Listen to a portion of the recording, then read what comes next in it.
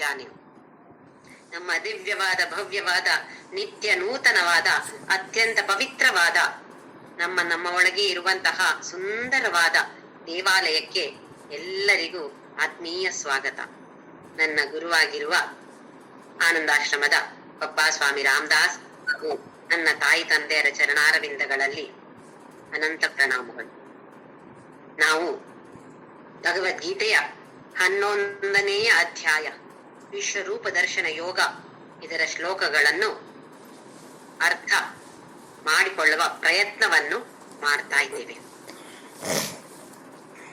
ಭಗವಂತ ನಮಗೆ ಶ್ರೀರಾಮ ಸಾಕ್ಷಾತ್ಕಾರ, ಕೃಷ್ಣ ಸಾಕ್ಷಾತ್ಕಾರ ಅಂತೆಲ್ಲ ಹೇಳ್ತಾರೆ. ಹಾಗೆ ದರ್ಶನ ಕೊಡ್ತಾನಂತೆ.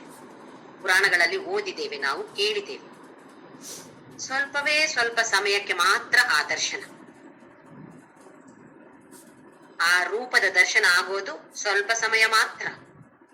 ಆಮೇಲೆ ಅದೃಶ್ಯರಾಗ್ಬಿಡ್ತಾರೆ. ನಮ್ಮ ಕೋರಿಕೆಗಳನ್ನ ಮುಂದೆ ಇಡ್ತೇವೆ, ಆ ಭಗವಂತ ಆ ಕೋರಿಕೆಯನ್ನ ಈಡೇರಿಸ್ತಾನೆ. ಮತ್ತೆ ಯಥಾ ಪ್ರಕಾರ ನಮಗೆ ಮತ್ತೆ ಇನ್ನೊಂದು ಕೋರಿಕೆ ಹುಟ್ಟುಕೊಳ್ಳುತ್ತೆ. ಮತ್ತೆ ಪುನಃ ತಪಸ್ಸು ಮಾಡೋದು, ಮತ್ತೆ ಪುನಃ ದರ್ಶನ ಆಗತ್ತೆ, ಮತ್ತೆ ಪುನಃ ಕೋರಿಕೆಯನ್ನ ಮುಂದೆ ಇಡೋದು. ಹೀಗೆ ಆಗ್ತಾ ಇದೆ. ಇದಲ್ಲದೆ ವಿಶ್ವರೂಪ ದರ್ಶನ ಅಂತ ಹೇಳಿದ್ರೆ ಇಡೀ ಪ್ರಪಂಚವೇ, ಇಡೀ ವಿಶ್ವವೇ ನಾನು, ಬೇರೆ ಇನ್ನು ಯಾರೂ ಇಲ್ಲ, ಇನ್ನು ಏನೂ ಇಲ್ಲ ಈ ಪ್ರಪಂಚದಲ್ಲಿ, ನಾನು ಮಾತ್ರ ಇರೋದು ಅರ್ಜುನ. ಎಲ್ಲಿ ನೋಡಿದ್ರೂ ನಿನ್ಗೆ ನಾನೇ ಕಾಣಿಸ್ತೇನೆ ಅಂತ ಹೇಳಿ ವಿಶ್ವರೂಪವನ್ನ ತನ್ನ ಭೌತಿಕ ದೇಹದಲ್ಲಿ ಕೃಷ್ಣ ಪರಮಾತ್ಮ ತೋರಿಸ್ತಾನೆ ಅರ್ಜುನನಿಗೆ. ತನ್ನ ಭೌತಿಕ ಕಣ್ಣುಗಳ ಮೂಲಕ ನೋಡಲು ಅಸಾಧ್ಯ ಅದು. ಹಾಗಾಗಿ ಅರ್ಜುನನಿಗೆ ದಿವ್ಯವಾದ ಚಕ್ಷುಗಳನ್ನ, ದಿವ್ಯ ಅಂತರ್ಚಕ್ಷುಗಳನ್ನ ಪ್ರಸಾದಿಸ್ತಾನೆ ಆ ಕೃಷ್ಣ ಪರಮಾತ್ಮ. ಪ್ರಸಾದಿಸ್ತಾನೆ ಅಂತ ಹೇಳಿದ್ರೆ ಇಲ್ಲಿ ತಾತ್ಕಾಲಿಕವಾಗಿ ಮಾತ್ರ. ಇದು ನಮ್ಗೆ ತುಂಬಾ ಮುಖ್ಯ. ನಮ್ಮ ಸಾಧನೆ ಮಾಡಿ, ನಾವು ಸಾಧನೆಯಿಂದ ಆ ದಿವ್ಯ ಚಕ್ಷುವನ್ನ ಪಡೆದುಕೊಂಡ್ರೆ ಅದು ನಮ್ಮ ಜೊತೆ ಯಾವತ್ತೂ ಇರುತ್ತೆ. ಇಲ್ಲ, ಸ್ವಲ್ಪ ಸಮಯಕ್ಕೆ ಮಾತ್ರ ಇವಾಗ ಕೃಷ್ಣ ಪರಮಾತ್ಮ ಅರ್ಜುನನಿಗೆ ಪ್ರಸಾದಿಸ್ತಿರೋದು, ತಾತ್ಕಾಲಿಕವಾಗಿ ಮಾತ್ರ. ಸ್ವಲ್ಪ ಸಮಯದ ನಂತರ ಮತ್ತೆ ಯಥಾ ಪ್ರಕಾರ ಅರ್ಜುನನಿಗೆ ಕೃಷ್ಣನೇ ಕಾಣಿಸ್ತಾನೆ. ಸ್ವಲ್ಪ ಅದು ನೆನ್ಪಿರುತ್ತೆ ಅವನಿಗೆ. ಕೃಷ್ಣ ಅಂತ ಹೇಳಿದ್ರೆ ಇಡೀ ಪ್ರಪಂಚವೇ ಕೃಷ್ಣ. ಆದ್ರೆ ಮತ್ತೆ ಮುಂದೆ ಹೋದಾಗ ನಮ್ಮ ಸಂಸಾರದಲ್ಲಿ ಮುಳುಗಿ ಮತ್ತೆ ಅದು ಮರ್ತು ಹೋಗುತ್ತೆ. ಹಾಗಾಗ್ಬಾರ್ದು ನಮಗೆ. ಅರ್ಜುನನ ಹಾಗೆ ದಿವ್ಯ ಚಕ್ಷು ಪಡೆದುಕೊಳ್ಬೇಕು ನಾವು. ನಮ್ಮ ಸಾಧನೆಯಿಂದ ನಾವು ಪಡೆದುಕೊಳ್ಬೇಕಾದಂಥದ್ದು. ಇಲ್ಲದೇ ಇದ್ರೆ ಮತ್ತೆ ತಾತ್ಕಾಲಿಕವಾಗಿ ನಮ್ಗೆ ಸಿಗತ್ತೆ ಅಷ್ಟೇ. ತಾತ್ಕಾಲಿಕವಾದ್ರೂ ಸಿಗ್ಲಿ ಸ್ವಲ್ಪ ಸಮಯ ಅಂತ ಹೇಳಿ ಪ್ರಾರ್ಥನೆ ಮಾಡ್ಬೋದು. ಆದ್ರೆ ಪ್ರಾರ್ಥನೆ ಕೇಳಿದಾಗ ಯಾವುದೋ ಚಿಕ್ಕ ಪುಟ್ಟದ ಕೇಳೋ ಬದಲು ದೊಡ್ಡದನ್ನೇ ಕೇಳ್ಬೋದಲ್ವಾ? ಯಾಕೆ ಸಣ್ಣ ಪುಟ್ಟದ ಕೇಳೋದು? ಅವನು ತುಂಬಾ ಕೊಡೋನು ಅಂತ ಇದ್ದು ಗೊತ್ತಿದೆ ನಮ್ಗೆ. ಹಾಗಿದ್ದಾಗ ಬರೇ ಸಣ್ಣ ಸಣ್ಣ ವಿಷಯಗಳನ್ನ ಅವನ ಹತ್ರ ಕೇಳಿ, ನನ್ನ ಕಾಲ್ ನೋವು ಕಡಿಮೆ ಮಾಡು, ನನ್ನ ತಲೆನೋವು ಕಡಿಮೆ ಮಾಡು, ನನ್ನ ಗಂಡನಿಗೆ ಹಾಗೆ ಮಾಡು, ನನ್ನ ಮಕ್ಕಳಿಗೆ ಹೀಗೆ ಮಾಡು ಅಂತ ಹೇಳೋ ಬದಲು ಎಲ್ಲರಲ್ಲಿಯೂ ನಿನ್ನನ್ನೇ ನಾನು ಕಾಣುವ ಹಾಗೆ ಮಾಡು, ನಿನ್ನನ್ನೇ ನಾನು ಪ್ರೀತಿಸುವಾಗ ಮಾಡು, ಎಲ್ಲರ ಮೂಲಕ. ಬರೇ ಕೃಷ್ಣ ಪರಮಾತ್ಮನನ್ನು ಪ್ರೀತಿಸೋದು ಅಂತ ಹೇಳಿದ್ರೆ ಒಂದು ವಿಗ್ರಹವನ್ನು ಪ್ರೀತಿಸೋದು ಅಂತ ಅಲ್ಲ. ಇದು ಪ್ರಪಂಚ ಇಡೀ ಅವನ ಸೃಷ್ಟಿ. ಅದೇ ಅಲ್ಲದ ಸೃಷ್ಟಿಕರ್ತನೂ ಅವನೇ. ನಾನೇ ಇದೇನೆ ಅರ್ಜುನ ಅಂತ ಹೇಳ್ತಾನೆ ಇದ್ದಾನೆ. ಅವನು 7ನೇ ಅಧ್ಯಾಯದಿಂದ ಹೇಳ್ತಾನೆ ಇದ್ದಾನೆ, ನಾನೇ ಇರೋದು ಎಲ್ಲ ಕಡೆಯಲ್ಲಿ ನೋಡಿದ್ರು. ಆದ್ರೆ ನಮ್ಗೆ ಅನುಭವಕ್ಕೆ ಬರೋದೇ ಇಲ್ಲ. ಯಾಕೆ? ಪ್ರಯತ್ನವನ್ನು ಮಾಡೋದು ಸಾಕಾಗೋದಿಲ್ಲ. ನಾವು ಎಷ್ಟು ನಮ್ಮ ಕೈಲಾಗತ್ತೋ ಅಷ್ಟು ಪ್ರಯತ್ನವನ್ನ ಕ್ಷಣಕ್ಕೂ ನಾವು ಮಾಡ್ತಾನೆ ಇರ್ಬೇಕು. ಒಂದಲ್ಲ ಒಂದು ದಿನ ಖಂಡಿತವಾಗಿಯೂ ನಾವೆಲ್ಲರೂ ಈ ವಿಶ್ವರೂಪ ದರ್ಶನವನ್ನ ಮಾಡಿ, ಒಂದೇ ದಿನ ಅಲ್ಲ ಮಾಡೋದು, ಒಂದು ದಿನ ಮಾಡಿ ಮತ್ತೆ ಯಾವತ್ತಿಗೂ ನಾವು ಆ ವಿಶ್ವರೂಪದಲ್ಲಿಯೇ ನಾವು ಇರುವಂತೆ ಆ ಭಗವಂತ ನಮಗೆಲ್ಲರಿಗೂ ಕರುಣಿಸಲಿ ಅಂತ ಹೇಳಿ ಈಗ ಮುಂದಿನ ಶ್ಲೋಕ 11ನೇ ಅಧ್ಯಾಯ ಶ್ಲೋಕ ನಂಬರ್ 26. ಅಮೀಚತ್ವಾಂ ಧೃತರಾಷ್ಟ್ರಸ್ಯ ಪುತ್ರಾಃ ಸರ್ವೇ ಸಹೈವಾವನಿಪಾಲ ಸಂಘೈಃ ಭೀಷ್ಮೋ ದ್ರೋಣ ಸೂತ ಪುತ್ರಸ್ತಥಾಸೌ ಸಹಾಸ್ಮದೀಯೈರಪಿ ಯೋಧ ಮುಖ್ಯೈಃ. ಇವರೆಲ್ಲ ಯಾರೆಲ್ಲ? ಧೃತರಾಷ್ಟ್ರಸ್ಯ ಪುತ್ರಾಃ, ಧೃತರಾಷ್ಟ್ರನ 100 ಮಂದಿ ಮಕ್ಕಳು, ಅಂದ್ರೆ ಮಗ ಮಗಂದಿರು, 100 ಮಂದಿ ಕೌರವರು, ಸರ್ವೇ ಸಹ ಏವ ಅವನಿಪಾಲ ಸಂಘೈ. ಇಲ್ಲಿ ಏನ್ ನೋಡ್ತಿದ್ದಾನೆ ಅರ್ಜುನ ಅಂತ ಹೇಳಿದ್ರೆ, ವಿಶ್ವರೂಪವನ್ನ ಕೃಷ್ಣ ಪರಮಾತ್ಮ ತೋರಿಸಿದಾಗ ದಿಗ್ಭ್ರಾಂತನಾಗ್ತಾನೆ, ಆಶ್ಚರ್ಯಚಕಿತನಾಗ್ತಾನೆ, ವಿಸ್ಮಿತನಾಗ್ತಾನೆ. ಮೂಕ ವಿಸ್ಮಿತ ಅಂತ ಹೇಳ್ತೀವಿ. ಹಾಗೆ ತೆರೆದ ಬಾಯಿಂದ ನೋಡ್ತಾನೆ ಇದ್ದ. ನೋಡ್ತಾನೆ ದೃಷ್ಟಿ ಎಲ್ಲಿ ಹೋಗತ್ತೆ? ಬಾಯಿ. ಈ ವಿಶ್ವರೂಪದ ಬಾಯಿ ಏನಿದೆ ಬಾಯಿಯಲ್ಲಿ? ಕೆಂಪಗೆ ಹೊರಗೆ ಚಾಚಿದ ನಾಲಿಗೆ ಅಂತ ಫುಲ್ ನಾಲಿಗೆ ಹೊರಗೆ ಹಾಕ್ಬಿಟ್ಟಿದ್ದಾನೆ ಪರಮಾತ್ಮ. ಅದು ಅಗ್ನಿ. ಇಂದಿನ ಸೆಷನ್ ಅಲ್ಲಿ ನಾವು ನೋಡಿದೆವು, ಅದು ಅಗ್ನಿ ಆಗಿರತ್ತೆ. ನಾಲಿಗೆ ಅಂತ ಹೇಳಿದ್ರೆ ಅಗ್ನಿ, ಪ್ರಜ್ವಲಿಸುವ ಅಗ್ನಿ ಕಾಣಿಸ್ತಾ ಇದೆ. ಅದು ನೋಡಿದಾಗ ಭಯ ಆಗ್ತಾ ಇದೆ. ಅಷ್ಟೇನ್ ಅನ್ನಿಸ್ತು? ಮೊದಲಿಗೆ ಅದ್ಭುತ ಅನ್ನಿಸ್ತು, ಆಮೇಲೆ ಸ್ವಲ್ಪ ಭಯ ಆಯ್ತು. ಭಯ ಶುರು ಆಯ್ತು ಅದನ್ನ ನೋಡ್ದಾಗ. ಒಂದು ಹಾರರ್ ಸಿನಿಮಾ, ಭಯಂಕರವಾದ ಸಿನಿಮಾ ಅಂತ ಹೇಳ್ತೀವಿ ನಾವು, ತುಂಬಾ ಹೆದರಿಕೆ ಇದೆ ಅಂತ ಹೇಳ್ತೀವಿ. ಯಾರಾದ್ರೂ ಹೇಳಿದ್ರೆ ಕೂಡ ಒಂದ್ಸಲ ಹೋಗಿ ನೋಡುವ ಅಂತ ಅನ್ಸ್ತದೆ ನಮ್ಗೆ. ಹೋಗಿ ನೋಡ್ತೇವೆ, ಹತ್ರ ಇರೋರ್ನ ಗಟ್ಟಿ ಕೈ ಹಿಡ್ಕೊಳ್ತೇವೆ, ಇಲ್ಲ ಚೇರ್ನ ತುದಿಯಲ್ಲಿ ಕೂತಿರ್ತೇವೆ. ಆಮೇಲೆ ಮನೆಗೆ ಬಂದು ರಾತ್ರಿ ಮತ್ತೆ ಅದೇ ನಮ್ಗೆ ಜ್ಞಾಪಕಕ್ಕೆ ಬರುತ್ತೆ. ಯಾವುದು ಬರಬಾರದು ಅಂತ ನಾವು ಅನ್ಕೊಳ್ತೇವೋ ಅದೇ ನಮಗೆ ಜಾಸ್ತಿ ಜ್ಞಾಪಕಕ್ಕೆ ಬರೋದು ನೋಡಿ. ಹಾಗೆಯೇ ಇಲ್ಲಿ ಅರ್ಜುನ ಅನ್ಕೊಂಡ, ಅಪ್ಪ ಈ ನಾಲ್ಗೆ ನೋಡಿದ್ರೆ ತುಂಬಾ ಹೆದರಿಕೆ ಆಗತ್ತೆಪ್ಪ ನಂಗೆ, ಅದು ಬಿಟ್ಟು ಬೇರೆಲ್ಲ ನೋಡ್ತೇನೆ ಅಂತ ಎಷ್ಟು ಅನ್ಕೊಂಡ್ರು ಕೂಡ ಮತ್ತೆ ದೃಷ್ಟಿಗೆ ಹೋಗೋದು ಆ ನಾಲಿಗೆಯ ಮೇಲೆ ಹೋಗ್ತಾ ಇದೆ ಅರ್ಜುನನಿಗೆ. ಅದು ನೋಡಿದಾಗ ಭಯ ಆಯ್ತು. ಇವಾಗ ಏನ್ ನೋಡ್ತಿದ್ದಾನೆ ಅಂತ ಹೇಳಿದ್ರೆ, ಧೃತರಾಷ್ಟ್ರನ 100 ಮಂದಿ ಮಗಂದ್ರು, ಕೌರವರೆಲ್ಲರೂ 100 ಮಂದಿ ಕೌರವರು ಕೂಡ ಸಹ ಏವ ಅವನಿಪಾಲ ಸಂಘೈ ಅಂತ ಹೇಳಿದ್ರೆ, ಅವನಿ ಅಂತ ಹೇಳಿದ್ರೆ ಭೂಮಿ. ಭೂಮಿಯನ್ನ ಯಾರು ಪಾಲಿಸೋದು? ರಾಜರು. ಹಿಂದಿನ ಕಾಲದಲ್ಲಿ ಸಣ್ಣ ಪುಟ್ಟ ರಾಜ್ಯಗಳು ಸುಮಾರಿದ್ದವು. ಪ್ರತಿಯೊಂದು ಸಣ್ಣ ರಾಜ್ಯಕ್ಕೂ ಒಬ್ಬೊಬ್ಬ ರಾಜ. ಆ ಕೆಲವು ರಾಜರು ಕೌರವರ ಪಾರ್ಟಿಯಲ್ಲಿದ್ರು, ಕೆಲವರು ಪಾಂಡವರ ಪಾರ್ಟಿಯಲ್ಲಿದ್ರು. ಇವರನ್ನೆಲ್ಲ ಸೇರಿ ಅವನಿಪಾಲ ಸಂಘ, ನಾವೀಗ ಕನ್ನಡ ಸಂಘ ಅಂತ ಹೇಳೋದಿಲ್ವಾ, ಎಲ್ಲ ಕನ್ನಡಿಗರು ಸೇರಿಕೊಂಡು ಕನ್ನಡ ಸಂಘ ಅಂತ ಹೇಳ್ತಾರೆ.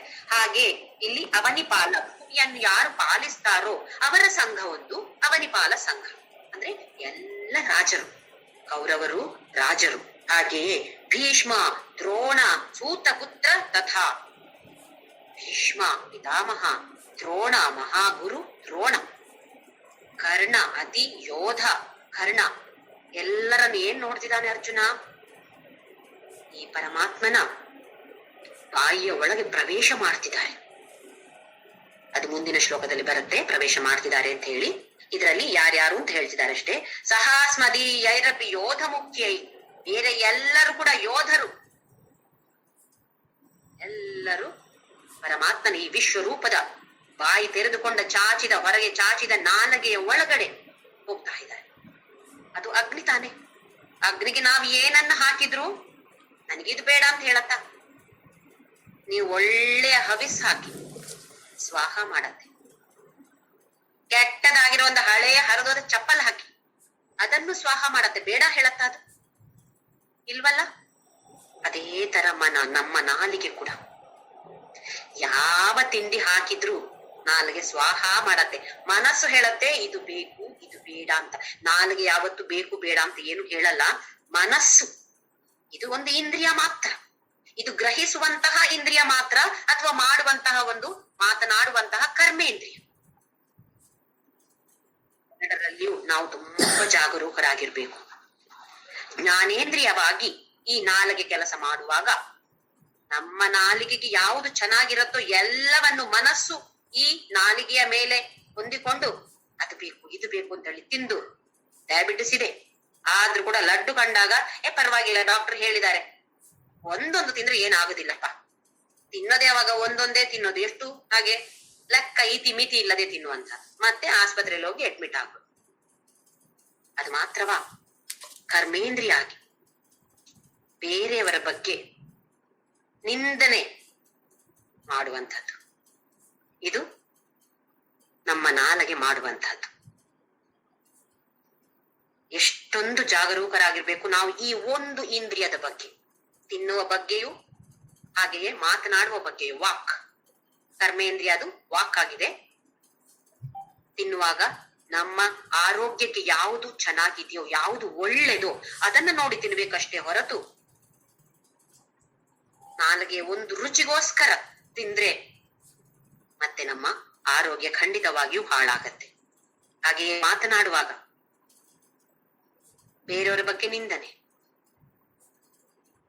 ಇದರ ಬದಲು ನಾವು ಶಿವಮಾನಸ ಪೂಜದಲ್ಲಿ ಹೇಳಿದಾಗೆ ಆತ್ಮಾತ್ವಂ ಗಿರಿಜಾಮತಿ ಸಹಚರ ಪ್ರಾಣ ಶರೀರಂ ಗೃಹಂ ಪೂಜಾತೆ ವಿಷಯೋಪಭೋಗ ರಚನಾ ನಿದ್ರಾ ಸಮಾಧಿ ಸ್ಥಿತಿ ಸಂಚಾರ ಪದಯೋ ಪ್ರದಕ್ಷಿಣ ವಿಧಿ ಸ್ತೋತ್ರಾಣಿ ಸರ್ವಾಗಿರೋ. ಸ್ತೋತ್ರಾಣಿ ಸರ್ವಾಗಿರೋ, ನನ್ನ ಬಾಯಿಂದ ಬರುವಂತಹ ಎಲ್ಲ ಶಬ್ದಗಳು ನಿನ್ನ ಸ್ತೋತ್ರವೇ ಆಗಿರ್ಲಿ. ಅಂದ್ರೆ ಸ್ತೋತ್ರವೇ ಹೇಳ್ಕೊಂಡಿರ್ಬೇಕಾ? ಶಿವ ಶಿವ ಶಿವ ಶಿವ ಏನು ಮಾತಾಡ್ಬಾರ್ದಾ? ಅಲ್ಲ, ಮಾತನಾಡ್ಬೋದು, ಎಲ್ಲವನ್ನು ಮಾತನಾಡ್ಬೋದು. ಆದ್ರೆ ನೆನ್ಪಿಟ್ಕೊಳ್ಬೇಕು, ನಾನು ಮಾತನಾಡಿದ್ದೆಲ್ಲ ಹೋಗೋದು ಯಾರಿಗೆ? ಆ ಶಿವನ ಪಾದಕ್ಕೆ ಹೋಗುವಂತದ್ದು. ಈ ಜ್ಞಾನ ನಮ್ಮಲ್ಲಿದ್ರೆ ಖಂಡಿತವಾಗಿಯೂ ನಾವು ಯಾರ ಬಗ್ಗೆಯೂ ಕೆಟ್ಟದಾಗಿ ನಾವು ಮಾತನಾಡೋದು ಖಂಡಿತವಾಗಿಯೂ ಇಲ್ಲ. ಹಾಗೆ ನಾಲಿಗೆ ಅಂತೇಳುವ ಒಂದು ಇಂದ್ರಿಯದ ಬಗ್ಗೆ ತುಂಬಾ ಜಾಗರೂಕರಾಗಿರ್ಬೇಕು ನಾವು. ಇದೇ ನಾಲಿಗೆ ಇದು ಅಗ್ನಿ, ಅಂದ್ರೆ ಕರ್ಮೇಂದ್ರಿಯವಾಗಿ ನಾಲಿಗೆ ಕೆಲಸ ಮಾಡಿದಾಗ ಆ ನಾಲಿಗೆ ಅಧಿಷ್ಠಾನ ದೇವತೆ ಅಗ್ನಿ. ನಮ್ಮ ಅಂಗಕ್ಕೆ ಯಾವ ಅಧಿಷ್ಠಾನ ದೇವತೆ ಇರ್ತಾರೋ ಅದೇ ಅಧಿಷ್ಠಾನ ದೇವತೆ ಪರಮಾತ್ಮನ ಆ ಅಂಗವಾಗಿ ಕಾಣಿಸುತ್ತೆ. ನಮ್ಮ ನಾಲಿಗೆಗೆ ಅಧಿಷ್ಠಾನ ದೇವತೆ ಅಗ್ನಿ, ಹಾಗೆ ಪರಮಾತ್ಮನಿಗೆ ಅಂಗವಾಗಿ ಅಗ್ನಿ ಇದ್ದಾನೆ. ಹೌದು, ನಾಲಿಗೆ ಅಂಗವಾಗಿ.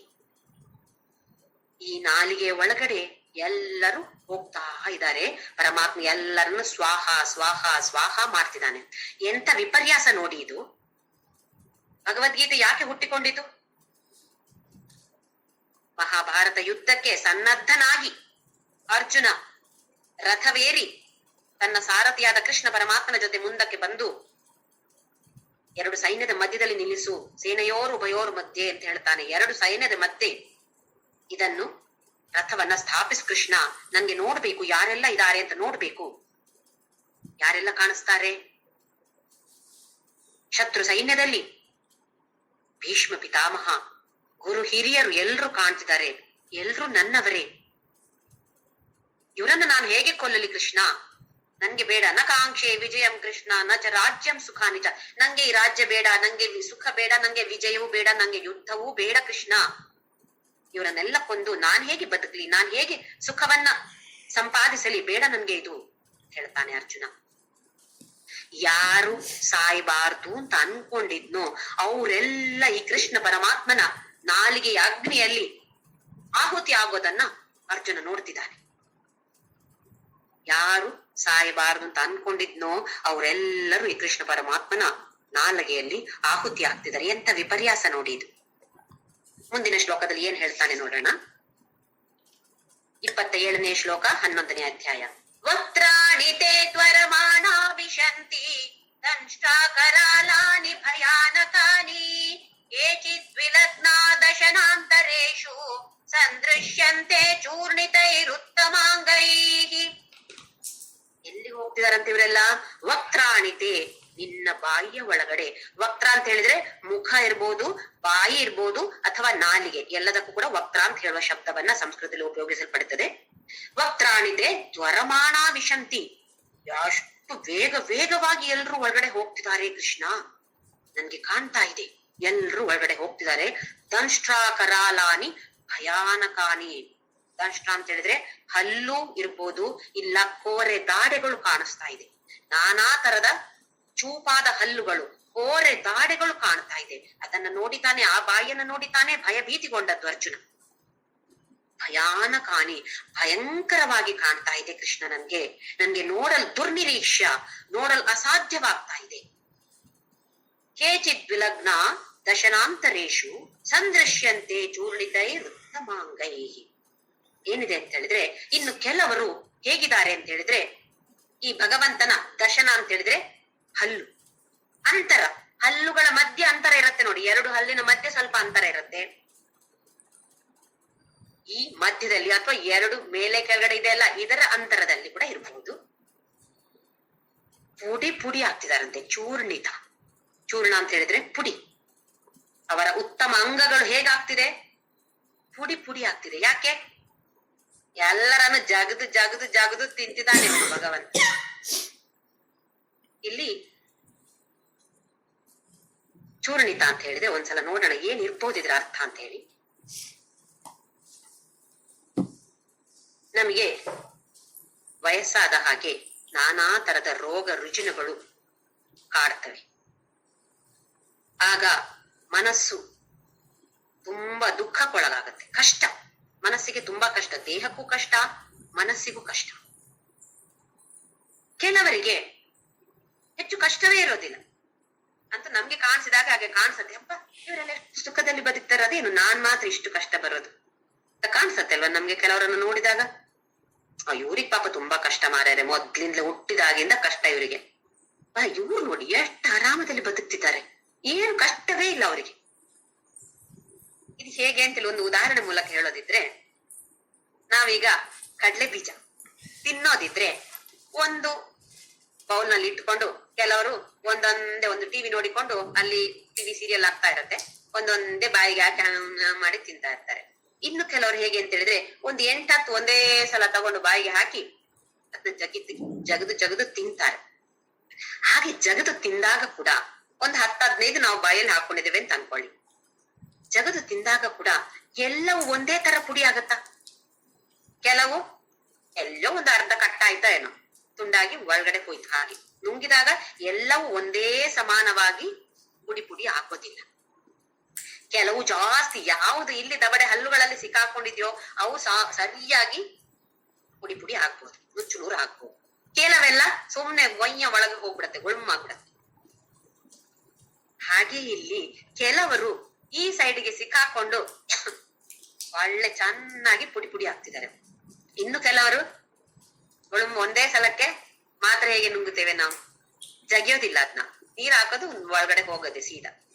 ಹಾಗೆ ಕೆಲವರು ಯಾವ ಕಷ್ಟವೂ ಬಾರದೆ ವಾಪಸ್ ಹೋಗ್ಬಿಡ್ತಾರೆ, ಮತ್ತೆ ಬರ್ತಾರೆ, ಅದು ಬೇರೆ ಸಂಗತಿ. ಕೆಲವರು ಪುಡಿ ಪುಡಿ ಆಗ್ತಾರೆ. ಇಲ್ಲಿ ಪುಡಿ ಪುಡಿ ಆಗೋದು ಅಂತ ಹೇಳಿದ್ರೆ ನಾನಾ ತರದ ಕಷ್ಟಗಳು, ರೋಗ ರುಜಿನಗಳು ಇರ್ಬೋದು, ಇಲ್ಲ ನಾನಾ ತರದ ಬೇರೆ ಬೇರೆ ಪರಿಸ್ಥಿತಿಗಳು ಬರ್ಬೋದು, ನಮ್ಗೆ ತುಂಬಾ ಕಷ್ಟಕರವಾದದ್ದು. ಏನಾಗ್ತಿದ್ದೇವೆ ನಾವು ಆ ನೆಲಕಡ್ಲೆ, ಪರಮಾತ್ಮನ ಬಾಯಿಯಲ್ಲಿರುವ ನೆಲಕಡ್ಲೆ ಬೀಜಗಳಾಗಿದ್ದೇವೆ ನಾವು. ಚೆನ್ನಾಗಿ ಜಗದು ಜಗದು ಪುಡಿ ಪುಡಿ ಪುಡಿ ಆಗ್ತಾ ಇದ್ದೇವೆ. ಕೆಲವರು ಮಾತ್ರ ಆರಾಮದಲ್ಲಿ ಒಳಗಡೆ ಹೋಗ್ತಿದ್ದಾರೆ, ಕೆಲವರು ದವಡೆ ಹಲ್ಲುಗಳಲ್ಲಿ ಸಿಕ್ಕಿ ಕಷ್ಟಪಡ್ತಿದ್ದಾರೆ. ಹೀಗೆ ಕಷ್ಟಪಟ್ಟಾಗ, ಯಾವತ್ತಾದ್ರೂ ಕಷ್ಟ ಬಂದಾಗ ಇದು ಒಂದು ನಾವು ಜ್ಞಾಪಕಕ್ಕೆ ತಗೊಂಡು ಬರಬಹುದು. ನಾನು ಕೃಷ್ಣ ಪರಮಾತ್ಮನ ಬಾಯಿಯಲ್ಲಿ ಸಿಕ್ಕಾಕೊಂಡಿದ್ದೇನೆ. ಎಲ್ಲಿ ಕೃಷ್ಣ ಪರಮಾತ್ಮನ ಬಾಯಿ ತಾನೆ. ಕಷ್ಟ ಬಂದ್ರೆ ಏನು, ನಾನು ಎಲ್ಲಿದ್ದೇನೆ? ಕೃಷ್ಣ ಪರಮಾತ್ಮನ ಬಾಯಿಯಲ್ಲಿದ್ದೇನೆ. ನನ್ನಿಂದಾಗಿ ಅವನಿಗೆ ಏನೋ ಒಂದು ರುಚಿ ಸಿಗತ್ತೋ ಏನೋ, ಸಿಗ್ಲಿ ಅಂತ ಹೇಳಿ ನಮ್ಮ ಜೀವನವನ್ನ ಕಷ್ಟಮಯವಾಗಿ ನಾವು ಬದಲಾಯಿಸದೆ, ಕಷ್ಟ ಬಂದ್ರೂ ಕೂಡ ಅದನ್ನ ಸ್ವೀಕಾರ ಮಾಡಿಕೊಳ್ಳುವಂತಹ ಪ್ರಯತ್ನವನ್ನ ಮಾಡಬಹುದು. ಯಾಕೆಂತ ಹೇಳಿದ್ರೆ ಈ ಕಾಲ ತತ್ವ, ಈ ಕಾಲಾಗ್ನಿ ಅಂತ ಹೇಳಿದಾನೆ ಕೃಷ್ಣ ಪರಮಾತ್ಮ ಹಿಂದಿನ 2ನೇ ಶ್ಲೋಕದಲ್ಲಿ. ಕಾಲ ತತ್ವ ಅಂತ ಹೇಳಿದ್ರೆ 2 ವಿಧವಾಗಿ ಕೆಲಸ ಮಾಡತ್ತೆ. ಒಂದು ಸೃಷ್ಟಿ, ಇನ್ನೊಂದು ಲಯ. ನಮ್ಗೆ ಹೇಗೆ ಅಂತ ಹೇಳಿದ್ರೆ ಸೃಷ್ಟಿ ಬೇಕು, ನಮ್ಗೆ ಲಯ ಬೇಡ. ನಾವು ಹುಟ್ಟಬೇಕು, ನಮ್ಮ ಮನೆಯಲ್ಲಿ ಎಲ್ಲರೂ ಹುಟ್ಟಬೇಕು, ಯಾರು ಸಾಯ್ಬಾರದು ನಮ್ಮ ಮನೆಯಲ್ಲಿ. ಅಂದ್ರೆ ಏನರ್ಥ? ನಾವು ಈ ಕಾಲಾಗ್ನಿಗೆ ಇರುವಂತಹ 2, ಒಂದು ನಾಣ್ಯದ 2 ಮುಖ ಅಂತ ಹೇಳ್ತೀವಿ. ಅದರಲ್ಲಿ ಒಂದು ಮುಖ ಮಾತ್ರ ನಮ್ಗೆ ಬೇಕು, ಇನ್ನೊಂದು ಮುಖ ಬೇಡ ಅಂತ ಹೇಳಿದ್ರೆ ಆ ನಾಣ್ಯವನ್ನ ಹೇಗೆ ನಾವು ತಗೊಳ್ಳೋದು? ಈ ಕಾಲ ಸಿದ್ಧಾಂತವನ್ನ ನಾವು ಒಪ್ಪಿಕೊಳ್ಳಬೇಕು ಅಂತ ಹೇಳಿದ್ರೆ, ಸೃಷ್ಟಿಯನ್ನ ನಾವು ಒಪ್ಪಿಕೊಳ್ಳುತ್ತೇವೋ, ಲಯವನ್ನು ಕೂಡ ಒಪ್ಪಿಕೊಳ್ಳಲೇಬೇಕು. ಅಂದ್ರೆ ನಮ್ಮಲ್ಲಿ ಕೆಲವು ಸಲ ನಾವು ಹೇಳ್ತೀವಿ ಮರಣ ಅಂತ ಹೇಳಿದ್ರೆ ಅಮಂಗಲವಾದ್ದು. ಖಂಡಿತವಾಗಿಯೂ ಅಮಂಗಲ ಅಲ್ಲ ಅಂತ ಕೃಷ್ಣ ಹೇಳ್ತಾ ಇರೋದು ಭಗವದ್ಗೀತೆಯ ಮೂಲಕ. ಮರಣ ಅಂತ ಹೇಳೋದು ಅಮಂಗಲ ಅಲ್ಲ. ಮರಣವನ್ನ ಅಮಂಗಲ ಅಂತ ಹೇಳಿದ್ರೆ ಖಂಡಿತವಾಗಿಯೂ ಜನ್ಮ ಕೂಡ ಅಮಂಗಲವೇ. ಜನ್ಮ ಮಂಗಲ ಅಂತ ಹೇಳಿದ್ರೆ ಮರಣ ಕೂಡ ಮಂಗಲವೇ. ಅಮಂಗಲ ಅಂತ ಹೇಳೋದು ಇಲ್ವೇ ಇಲ್ಲ. ನಾವು ಒಂದನ್ನ ಮಾತ್ರ ಒಪ್ಪಿಕೊಳ್ಳಿಕ್ಕೆ ತಯಾರಿದ್ದೇವೆ, ಒಂದನ್ನ ಮಾತ್ರ ಸ್ವೀಕಾರ ಮಾಡಿಕೊಳ್ಳಿಕ್ಕೆ ನಮ್ಮ ಮನಸ್ಸು ಒಪ್ಪಿಕೊಳ್ಳುತ್ತದೆ, ಇನ್ನೊಂದನ್ನ ಒಪ್ಪಿಕೊಳ್ಳೋದಿಲ್ಲ, ಸ್ವೀಕಾರ ಮಾಡೋದೇ ಇಲ್ಲ. ಯಾರಾದ್ರೂ ತೀರಿಕೊಂಡಾಗ ಖಂಡಿತವಾಗಿಯೂ ದುಃಖ ಆಗತ್ತೆ, ಮನಸ್ಸಿಗೆ ದುಃಖ ಆಗತ್ತೆ. ಯಾಕೆ ಅಂತ ಹೇಳಿದ್ರೆ ಆ ವ್ಯಕ್ತಿ ನಮ್ಮ ಒಡನಾಟಕ್ಕೆ ಇನ್ನು ಸಿಗೋದೇ ಇಲ್ಲ ನಮಗೆ. ಆದ್ರೂ ಏನು, ಒಂದು ವ್ಯಕ್ತಿ ಮರಣಿಸಿದಾಗ ನನ್ನ ಕರ್ತವ್ಯ ಏನು, ನನಗೆ ಯಾವ ರಿಲೇಶನ್ಶಿಪ್ ಇದೆಯೋ ಅದರ ಮೂಲಕ ನಮ್ಮ ಕರ್ತವ್ಯ ಬದಲಾಗ್ತಾ ಹೋಗುತ್ತೆ. ಮಗನೋ ಮಗಳು ಆಗಿದ್ರೆ ಕರ್ತವ್ಯ ತುಂಬಾ ಇದೆ, ಅಥವಾ ಹತ್ತಿರದ ಸಂಬಂಧಿ ಆಗಿದ್ರು ಕೂಡ ಹಾಗೆ ಕರ್ತವ್ಯ ತುಂಬಾ ಇದೆ. ಯಾರೋ ದೂರದ ಪರಿಚಯದವರು ಇದ್ರೆ ಕೂಡ ಕರ್ತವ್ಯ ಖಂಡಿತವಾಗಿಯೂ ನಮಗೆಲ್ಲರಿಗೂ ಇದೆ. ಏನದು? ನಾವು ನಮ್ಮ ಹತ್ತಿರದವ್ರು ಯಾರಾದ್ರೂ ರೈಲ್ನಲ್ಲಿ ಪ್ರಯಾಣ ಮಾಡ್ತಾರೆ ಅಂತ ಹೇಳಿದ್ರೆ ಹೇಳ್ತೇವೆ, ಅಲ್ಲಿ ಸಿಗುವ ಊಟ ಎಲ್ಲ ಚೆನ್ನಾಗಿರೋದಿಲ್ಲ, ನಾನ್ ಪ್ಯಾಕ್ ಮಾಡಿ ಕೊಡ್ತೇನೆ ನಿಮ್ಗೆ, ಏನಾಗ್ಬೋದು ನಿಮ್ಗೆ, ಏನ್ ಮಾಡಿಕೊಡ್ಲಿ, ಇಡ್ಲಿ ಸಾಂಬಾರ್ ಇಡ್ಲಿ ಚಟ್ನಿ ಮಾಡಿಕೊಡ್ಲಾ, ಇಲ್ಲ ಲೆಮನ್ ರೈಸ್ ಮಾಡಿಕೊಡ್ಲಾ, ಚಿತ್ರಾನ್ನ ಆಗ್ಬೋದಾ ಅಂತ ಕೇಳಿ ಮಾಡಿಕೊಡ್ತೇವಲ್ಲ. ಯಾಕೆ? ಅವ್ರಿಗೆ ಕಷ್ಟ ಬರಬಾರ್ದು, ಕಷ್ಟ ಆಗ್ಬಾರ್ದು ಅವ್ರಿಗೆ ಅಂತ ಹೇಳುವ ಒಂದು ಆಸೆಯಿಂದ. ಹಾಗೆ ಇಲ್ಲಿ ಮರಣಿಸಿದವರು, ಸತ್ತು ಹೋದವರು ಮುಂದೆ ನಡೀತಾ ಇರ್ತಾರೆ. ನಡೆದಂದ್ರೆ ಕಾಲಲ್ಲಿ ನಡೀತಾರೆ ಅಂತಲ್ಲ, ಅವರ ಆತ್ಮ ಇನ್ನು ಮುಂದಕ್ಕೆ ಮೇಲಕ್ಕೆ ಮೇಲಕ್ಕೆ ಹೋಗ್ಬೇಕು, ಶ್ರೇಷ್ಠವಾದ ಜೀವನವನ್ನ ಅವರು ಪಡಿಬೇಕು, ಕೊನೆಯಲ್ಲಿ ಆ ಕೃಷ್ಣ ಪರಮಾತ್ಮನನ್ನೇ ಅವರು ಸೇರ್ಬೇಕು ಅಂತ ಹೇಳುವ ನಮಗೆ ಒಂದೇ ಒಂದು ಆಸೆ ಇದ್ರೆ ನಾವು ನಾಮ ಜಪವನ್ನ ಮಾಡಿ ಪ್ಯಾಕ್ ಮಾಡಿ ಕಳಿಸ್ಬೋದು ಅವರಿಗೆ. ಬೇರೆ ಏನನ್ನೂ ಅವ್ರು ತಗೊಂಡು ಹೋಗುವಾಗಿಲ್ಲ. ಒಳ್ಳೆಯ ಸೀರೆ ಕೊಡಿ, ಒಳ್ಳೆಯ ಆಭರಣ ಕೊಡಿ ಅಮ್ಮನಿಗೆ, ಇಲ್ಲ ಯಾರಿಗೆ ಹತ್ರದವರಿಗಾದ್ರೂ ಕೂಡ, ಅವ್ರು ಯಾವ್ದನ್ನಾದ್ರೂ ತಗೊಂಡು ಹೋಗ್ತಾರ, ಏನನ್ನೂ ತಗೊಂಡು ಹೋಗುವ ಹಾಗೆ ಇಲ್ಲ. ಆದ್ರೆ ಇದರ ಶಕ್ತಿಯನ್ನ ಖಂಡಿತವಾಗಿಯೂ ತಗೊಂಡು ಹೋಗ್ಲಿಕ್ಕೆ ಆಗ್ತದೆ, ಅಥವಾ ನಮಗೆ ಅವರಿಗೆ ಕಳಿಸ್ಲಿಕ್ಕೆ ಆಗ್ತದೆ. ಹಾಗಾಗಿ ನಾವು ಈ ಕಾಲ ತತ್ವವನ್ನ ಅರಿತುಕೊಳ್ಳೇಬೇಕು. ನಮ್ಮಲ್ಲಿ ಇನ್ನು ಕೆಲವರು ಹೇಗಿದ್ದಾರೆ ಅಂತ ಹೇಳಿದ್ರೆ, ಮರಣದ ಬಗ್ಗೆ ಮಾತಾಡ್ಲೇಬಾರ್ದು. ಅಯ್ಯೋ ಮರಣ ಅಂತ ಹೇಳಿದ್ರೆ ಸಾಯೋದ, ಮಾತಾಡ್ಬೇಡ್ರಿ ಹಾಗೆಲ್ಲ. ಯಾಕೆಂದ್ರೆ ಅದು ಅಮಂಗಲ. ಅದು ಯಾರ ಮನೆಯಲ್ಲಾದ್ರೂ ಮದುವೆ ನಿಶ್ಚಯ ಆಗಿದೆ ಅಂತ ಹೇಳಿದ್ರೆ, ಕೆಲವೊಂದು ಕಮ್ಯುನಿಟಿಯಲ್ಲಿ ನಾನು ನೋಡಿದ್ದೇನೆ, ಅವರ ಹತ್ರದವರು ಸಂಬಂಧಿಗಳು ಯಾರೋ ಇರ್ಬೋದು, ಯಾರೋ ತೀರ್ಕೊಂಡ್ರೆ ಅವ್ರು ಫೋನ್ ಮಾಡಿ ಮಾತನಾಡೋದಿಲ್ಲ, ಅವರ ಬಗ್ಗೆ ಮಾತಾಡೋದಿಲ್ಲ. ಯಾಕೆ? ನಮ್ಮ ಮನೆಯಲ್ಲಿ ಮಂಗಳ ಕಾರ್ಯ ನಡೀತಾ ಇದೆ, ಅದು ಅಮಂಗಲ ಅಲ್ವಾ, ಅದರ ಬಗ್ಗೆ ಮಾತಾಡ್ಲೇಬಾರ್ದು.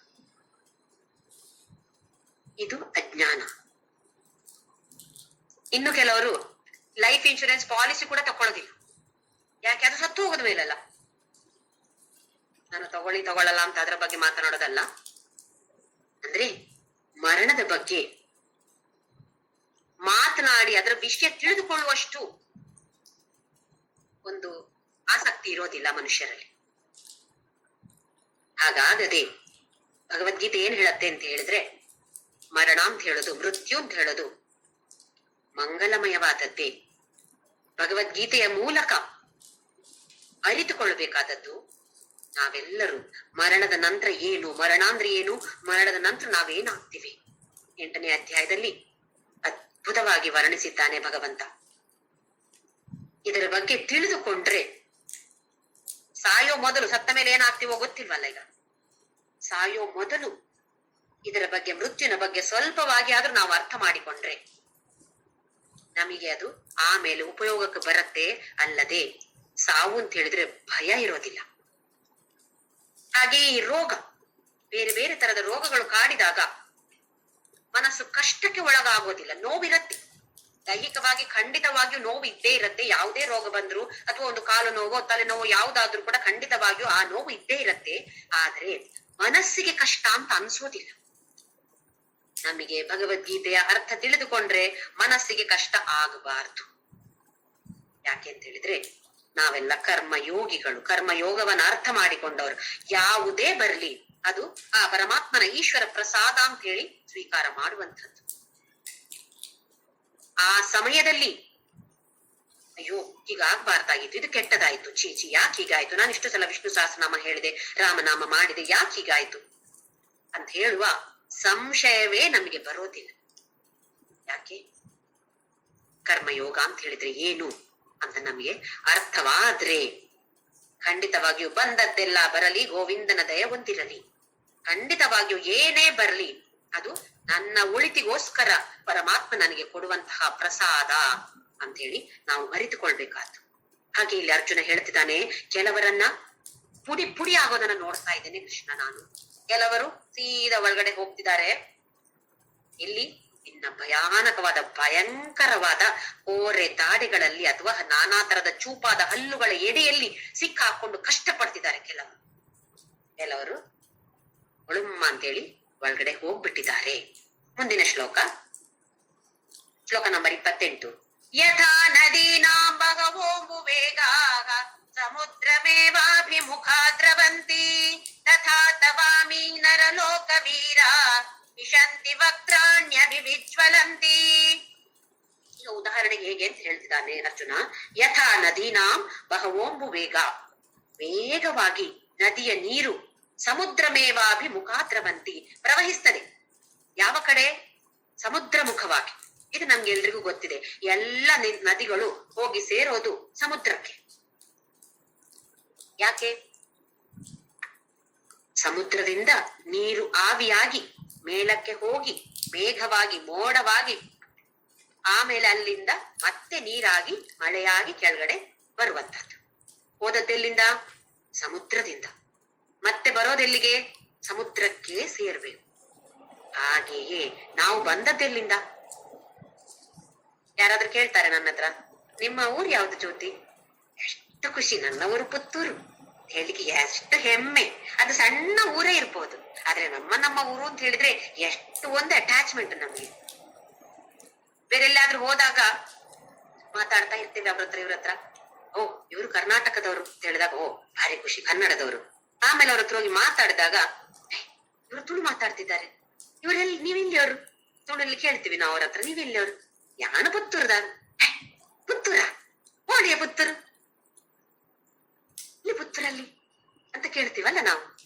ಯಾಕೆ? ನಮ್ಮ ಊರಿನಿಂದ ಬಂದವರ ಮೇಲೆ ಅದೊಂದು ತರದ ಮೋಹ. ಅವ್ರು ಯಾರಂತ ನಮಗೆ ಗೊತ್ತೇ ಇಲ್ಲ, ಆದ್ರೂ ಸಹ ನೋಡಿ ನನ್ನ ಊರಿಂದ ಬಂದವರು ಅಂತ ಹೇಳಿದ್ರೆ ನಮಗೆ ಒಂದು ತರದ ಅಟ್ಯಾಚ್ಮೆಂಟ್ ಅಲ್ಲಿ ತಕ್ಷಣವೇ ಬಂದು ಬಿಡತ್ತೆ. ಅದು ಎಲ್ರಿಗೂ ಹಾಗೆ ಆಗ್ತದೆ.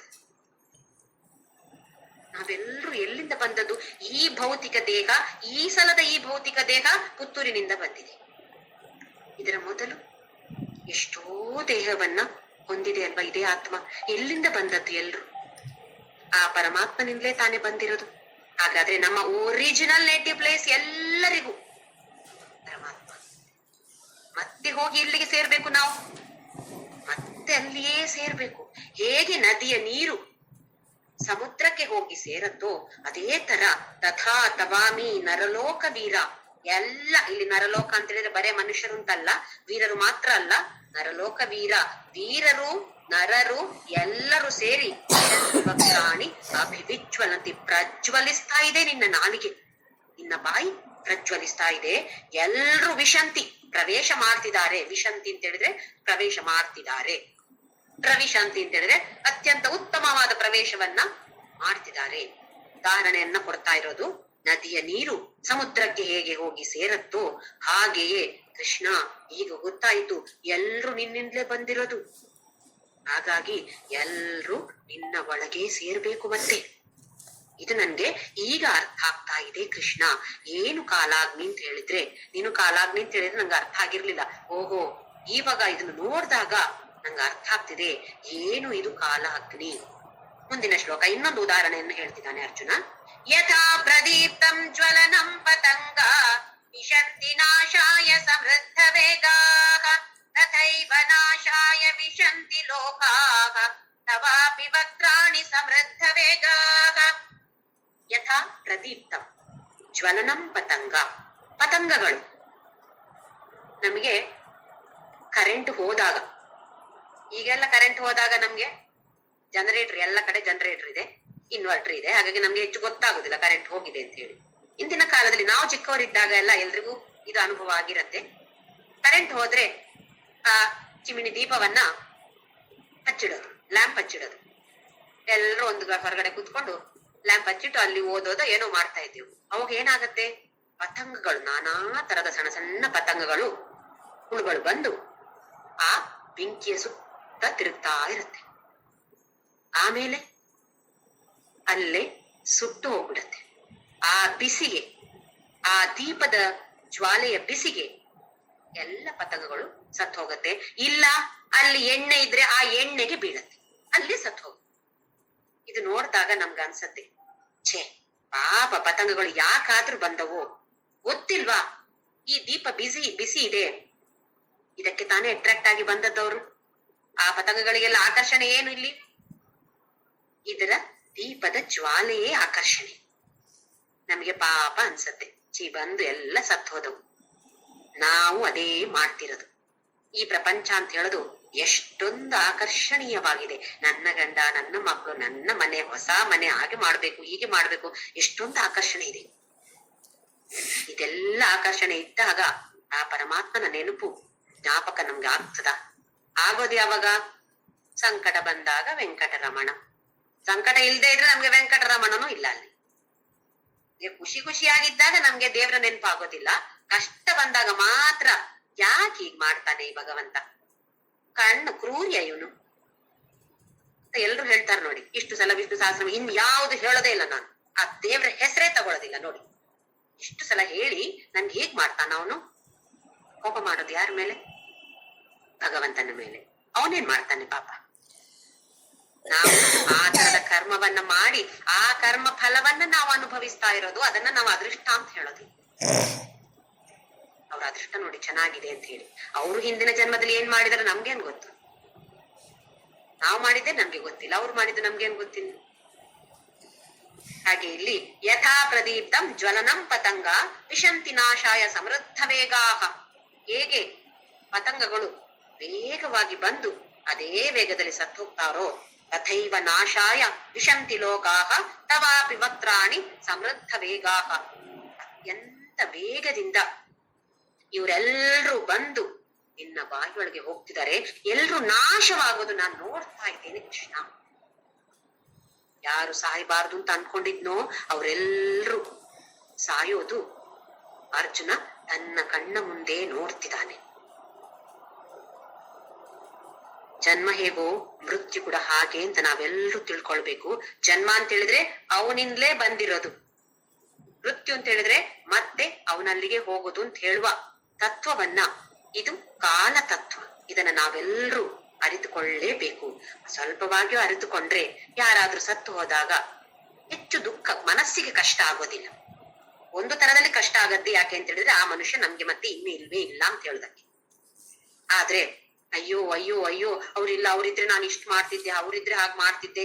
ಯಾವಾಗ ಇನ್ನ 10-15 ವರ್ಷ ಆದ್ರೆ ಕೂಡ ಮತ್ತು ಹೇಳುದು, ಛೇ ಅವ್ರಿದ್ರೆ ನಾನು ಈಗ ಆಗ್ತಿರ್ಲಿಲ್ಲ ಮಾರೆ, ಅವ್ರು ಹೋದ್ರು ನೋಡಿ, ಅವರಿಂದಾಗಿ ನಾನು ಹೀಗೆ ಆದದ್ದು. ಯಾರು ಅಲ್ಲ, ನಮ್ಮ ಜೀವನಕ್ಕೆ ಕಾರಣ ನಾವೇ. ನಮ್ಮ ಕರ್ಮ ಫಲವನ್ನ ನಾವು ಉಣ್ಣುತ್ತಾ ಇರೋದು ಇವಾಗ. ಈಗ ಯಾವ ತರದ ಕರ್ಮವನ್ನ ಮಾಡ್ತೇವೋ ಆ ಕರ್ಮ ಫಲ ಆಮೇಲೆ ನಮ್ಗೆ ಸಿಗತ್ತೆ. ಹಾಗಾಗಿ ಬೇರೆ ಯಾರ ಮೇಲೆಯೂ ದೂಷಣೆ ಮಾಡುವ ನಮ್ಗೆ ಚಾನ್ಸೇ ಇಲ್ಲ. ಅದನ್ನ ಅರ್ಜುನ ನಮ್ಗೆ ಇಲ್ಲಿ ಚೆನ್ನಾಗಿ ಹೇಳ್ಕೊಡ್ತಿದ್ದಾನೆ. ಮಾರ್ಕಾಂಡೇಯ, ಮೃಕಂಡುನ ಮಗ ಮಾರ್ಕಾಂಡೇಯ, ಇದೆಲ್ರಿಗೂ ಕತೆ ಗೊತ್ತಿದೆ. ಹೇಗೆ ಸಾವು ಬಂದಾಗ ಶಿವಲಿಂಗವನ್ನ ಅಪ್ಪಿ ಹಿಡ್ಕೊಳ್ತಾನೆ ಅತ್ಯಂತ ಭಕ್ತಿಯಿಂದ. ನಮ್ಮದ್ರೆಲ್ಲ ಒಂದಿದೆ ಭಯ ಭಕ್ತಿ ಅಂತೇಳಿ. ಆ ಭಯ ಅಂತ ಹೇಳಿದ್ರೆ ತೆಗೆದು ಬಿಡ್ಬೇಕು ನಾವು. ಪ್ರೀತಿ ಭಕ್ತಿ ಅಂತ ಹಾಕೋಣ. ಭಯದಿಂದ ಬೇಡ, ಪ್ರೀತಿಯಿಂದ ಶಿವ ನೀನೇ ನನಗೆ ಬೇಕು, ಚಿದಾನಂದ ರೂಪ ಶಿವೋಹಂ ಶಿವೋಹಂ, ನಾನೇ ಆ ಶಿವ, ನೀನೇ ನಾನು, ನಾನೇ ನೀನು ಅಂತ ಹೇಳಿ ಗಟ್ಟಿಯಾಗಿ ಅಪ್ಪಿ ಹಿಡ್ಕೊಂಡಾಗ ಯಮದೂತರು ಬಂದ್ರು ಕೂಡ ಮಾರ್ಕಾಂಡೇಯನನ್ನು ತೆಗೆದುಕೊಂಡು ಹೋಗ್ಲಿಕ್ಕೆ ಆಗ್ಲಿಲ್ಲ. ಆ ಪಾಶ ವ್ಯರ್ಥವಾಗಿ ಹೋಯ್ತಲ್ಲಿ. ನಾವು ಕೂಡ ಹಾಗೆ ಮಾಡ್ಬೇಕು. ಅಂದ್ರೆ ಹೋಗಿ ಶಿವಲಿಂಗವನ್ನ ಗಟ್ಟಿಯಾಗಿ ಹಿಡಿದುಕೊಳ್ಬೇಕು. ಅವಾಗ ಶಿವಲಿಂಗ ಹುಡುಕ್ಬೇಕಲ್ಲ ಅಲ್ಲಿ ಎಲ್ಲಿದೆ ಶಿವಲಿಂಗ ಅಂತ ಹೇಳಿ. ಹಾಗಲ್ಲ, ಶಿವಲಿಂಗ ಅಂತ ಹೇಳಿದ್ರೆ ಆ ಒಂದು ಮಣ್ಣಿನ ಇರ್ಬೋದು, ಯಾವುದೇ ಒಂದು ಶಿವಲಿಂಗ ಅಂತಲ್ಲ. ಶಿವ ಅಂತ ಹೇಳುದು ನಾವೇ, ಅಂದ್ರೆ ಆತ್ಮ. ಈ ಆತ್ಮದ ಜೊತೆ ನಾವು ಜೋಡಿಸಿಕೊಂಡಾಗ ಚಿದಾನಂದ ರೂಪ ಶಿವೋಹಂ ಶಿವೋಹಂ, ಮಂಗಲಮಯವಾದವನು ನಾನು. ಯಾವಾಗ ನಾವು ಆತ್ಮ ನಾನು ಅಂತ ಅನುಭವಕ್ಕೆ ನಮ್ಗೆ ಬರುತ್ತೋ ಮತ್ತೆ ನಮ್ಗೆ ಯಮ ಪಾಶ ಇಲ್ಲ, ಮೃತ್ಯು ಪಾಶ ಇಲ್ಲ, ಜನ್ಮವೂ ಇಲ್ಲ. ಅದು ನಮ್ಮ ಅನುಭವಕ್ಕೆ ಬರಬೇಕು. ಅದು ಸುಮ್ಮನೆ ಅಕಾಡೆಮಿಕ್ ಆಗಿ ಒಂದು ಪುಸ್ತಕ ಓದಿ ಬೈ ಹಾರ್ಟ್ ಮಾಡಿದಾಗ ಅಲ್ಲ. ಇದ್ರಲ್ಲಿ ಒಂದು ವ್ಯತ್ಯಾಸ ಬೇರೆ ವಿದ್ಯಾಭ್ಯಾಸಕ್ಕೂ ಈ ವಿದ್ಯಾಭ್ಯಾಸಕ್ಕೂ ಅಂತ ಹೇಳಿದ್ರೆ, ಬೇರೆದ್ರಲ್ಲಿ ಬೈ ಹಾರ್ಟ್ ಹೊಡಿಬಹುದು, ರಟ್ಟು ಹೊಡೆದು ಅದನ್ನ ಪರೀಕ್ಷೆಯಲ್ಲಿ ದಡದಡ ಅಂತ ಬರೆದು ಬಂದ್ರೆ ನಮ್ಗೆ 100ಕ್ಕೆ 100 ಮಾರ್ಕ್ಸ್ ಸಿಗ್ಬೋದು. ಇಲ್ಲಿ ಹಾಗಲ್ಲ. ಇಲ್ಲಿ ಪ್ರತಿಯೊಬ್ರು ಕೂಡ ಅವರವರ ಪ್ರಯತ್ನವನ್ನ ಮಾಡಿ ಅವರವರ ಅನುಭವಕ್ಕೆ ಅದು ಬರ್ಬೇಕು. ಹಾಗಾದ್ರೆ ಮಾತ್ರ ನಮ್ಗೆ 100ಕ್ಕೆ 100 ಫಲಿತಾಂಶ ಸಿಗುವಂತದ್ದು. ಮುಂದಿನ ಶ್ಲೋಕ ತುಂಬಾ ಚೆನ್ನಾಗಿರೋ ಶ್ಲೋಕ ಇದು. 30ನೇ ಶ್ಲೋಕ. ಲೇಲಿಹ್ಯಸೆ ಗ್ರಸಮಾನ ಸಮಂತಾತ್ ಲೋಕಾನ್ ಸಮಗ್ರಾನ್ ವದನೈರ್ಜ್ವಲದ್ಭಿಃ ತೇಜೋಭಿರಾಪೂರ್ಯ ಜಗತ್ ಸಮಗ್ರಂ ಭಾಸಸ್ತವೋಗ್ರ ಪ್ರತಪಂತಿ ವಿಷ್ಣು.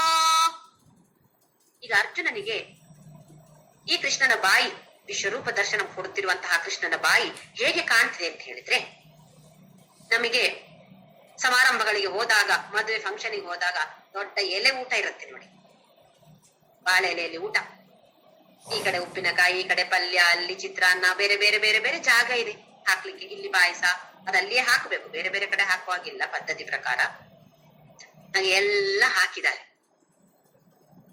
ಎಲ್ಲ ಒಂದೇ ಸಲ ತಿಂತೇವ? ಇಲ್ಲಿಂದ ಸ್ವಲ್ಪ ಪಲ್ಯ, ಈ ಪಲ್ಯ ನೋಡುದು, ಈ ಪಲ್ಯ ನೋಡುದು, ಈ ಕೋಸಂಬರಿ ನೋಡುದು, ಪಾಯಸ ತಿಂದ್ರೆ ಮಧ್ಯ ಮಧ್ಯದಲ್ಲಿ ಸ್ವಲ್ಪ ಉಪ್ಪಿನಕಾಯಿ ರುಚಿ ನೋಡ್ಕೊಳ್ಳೋದು. ಎಷ್ಟು ಚೆನ್ನಾಗಿದೆ ಮಾಡ್ತೀವಲ್ಲ ನಾವು, ಬಾಯಿ ಚಪ್ಪರಿಸ್ತೇವಲ್ಲ, ಹಾಗೆ ಕಾಣಿಸ್ತಾ ಇದೆ ಕೃಷ್ಣನ ಬಾಯಿ.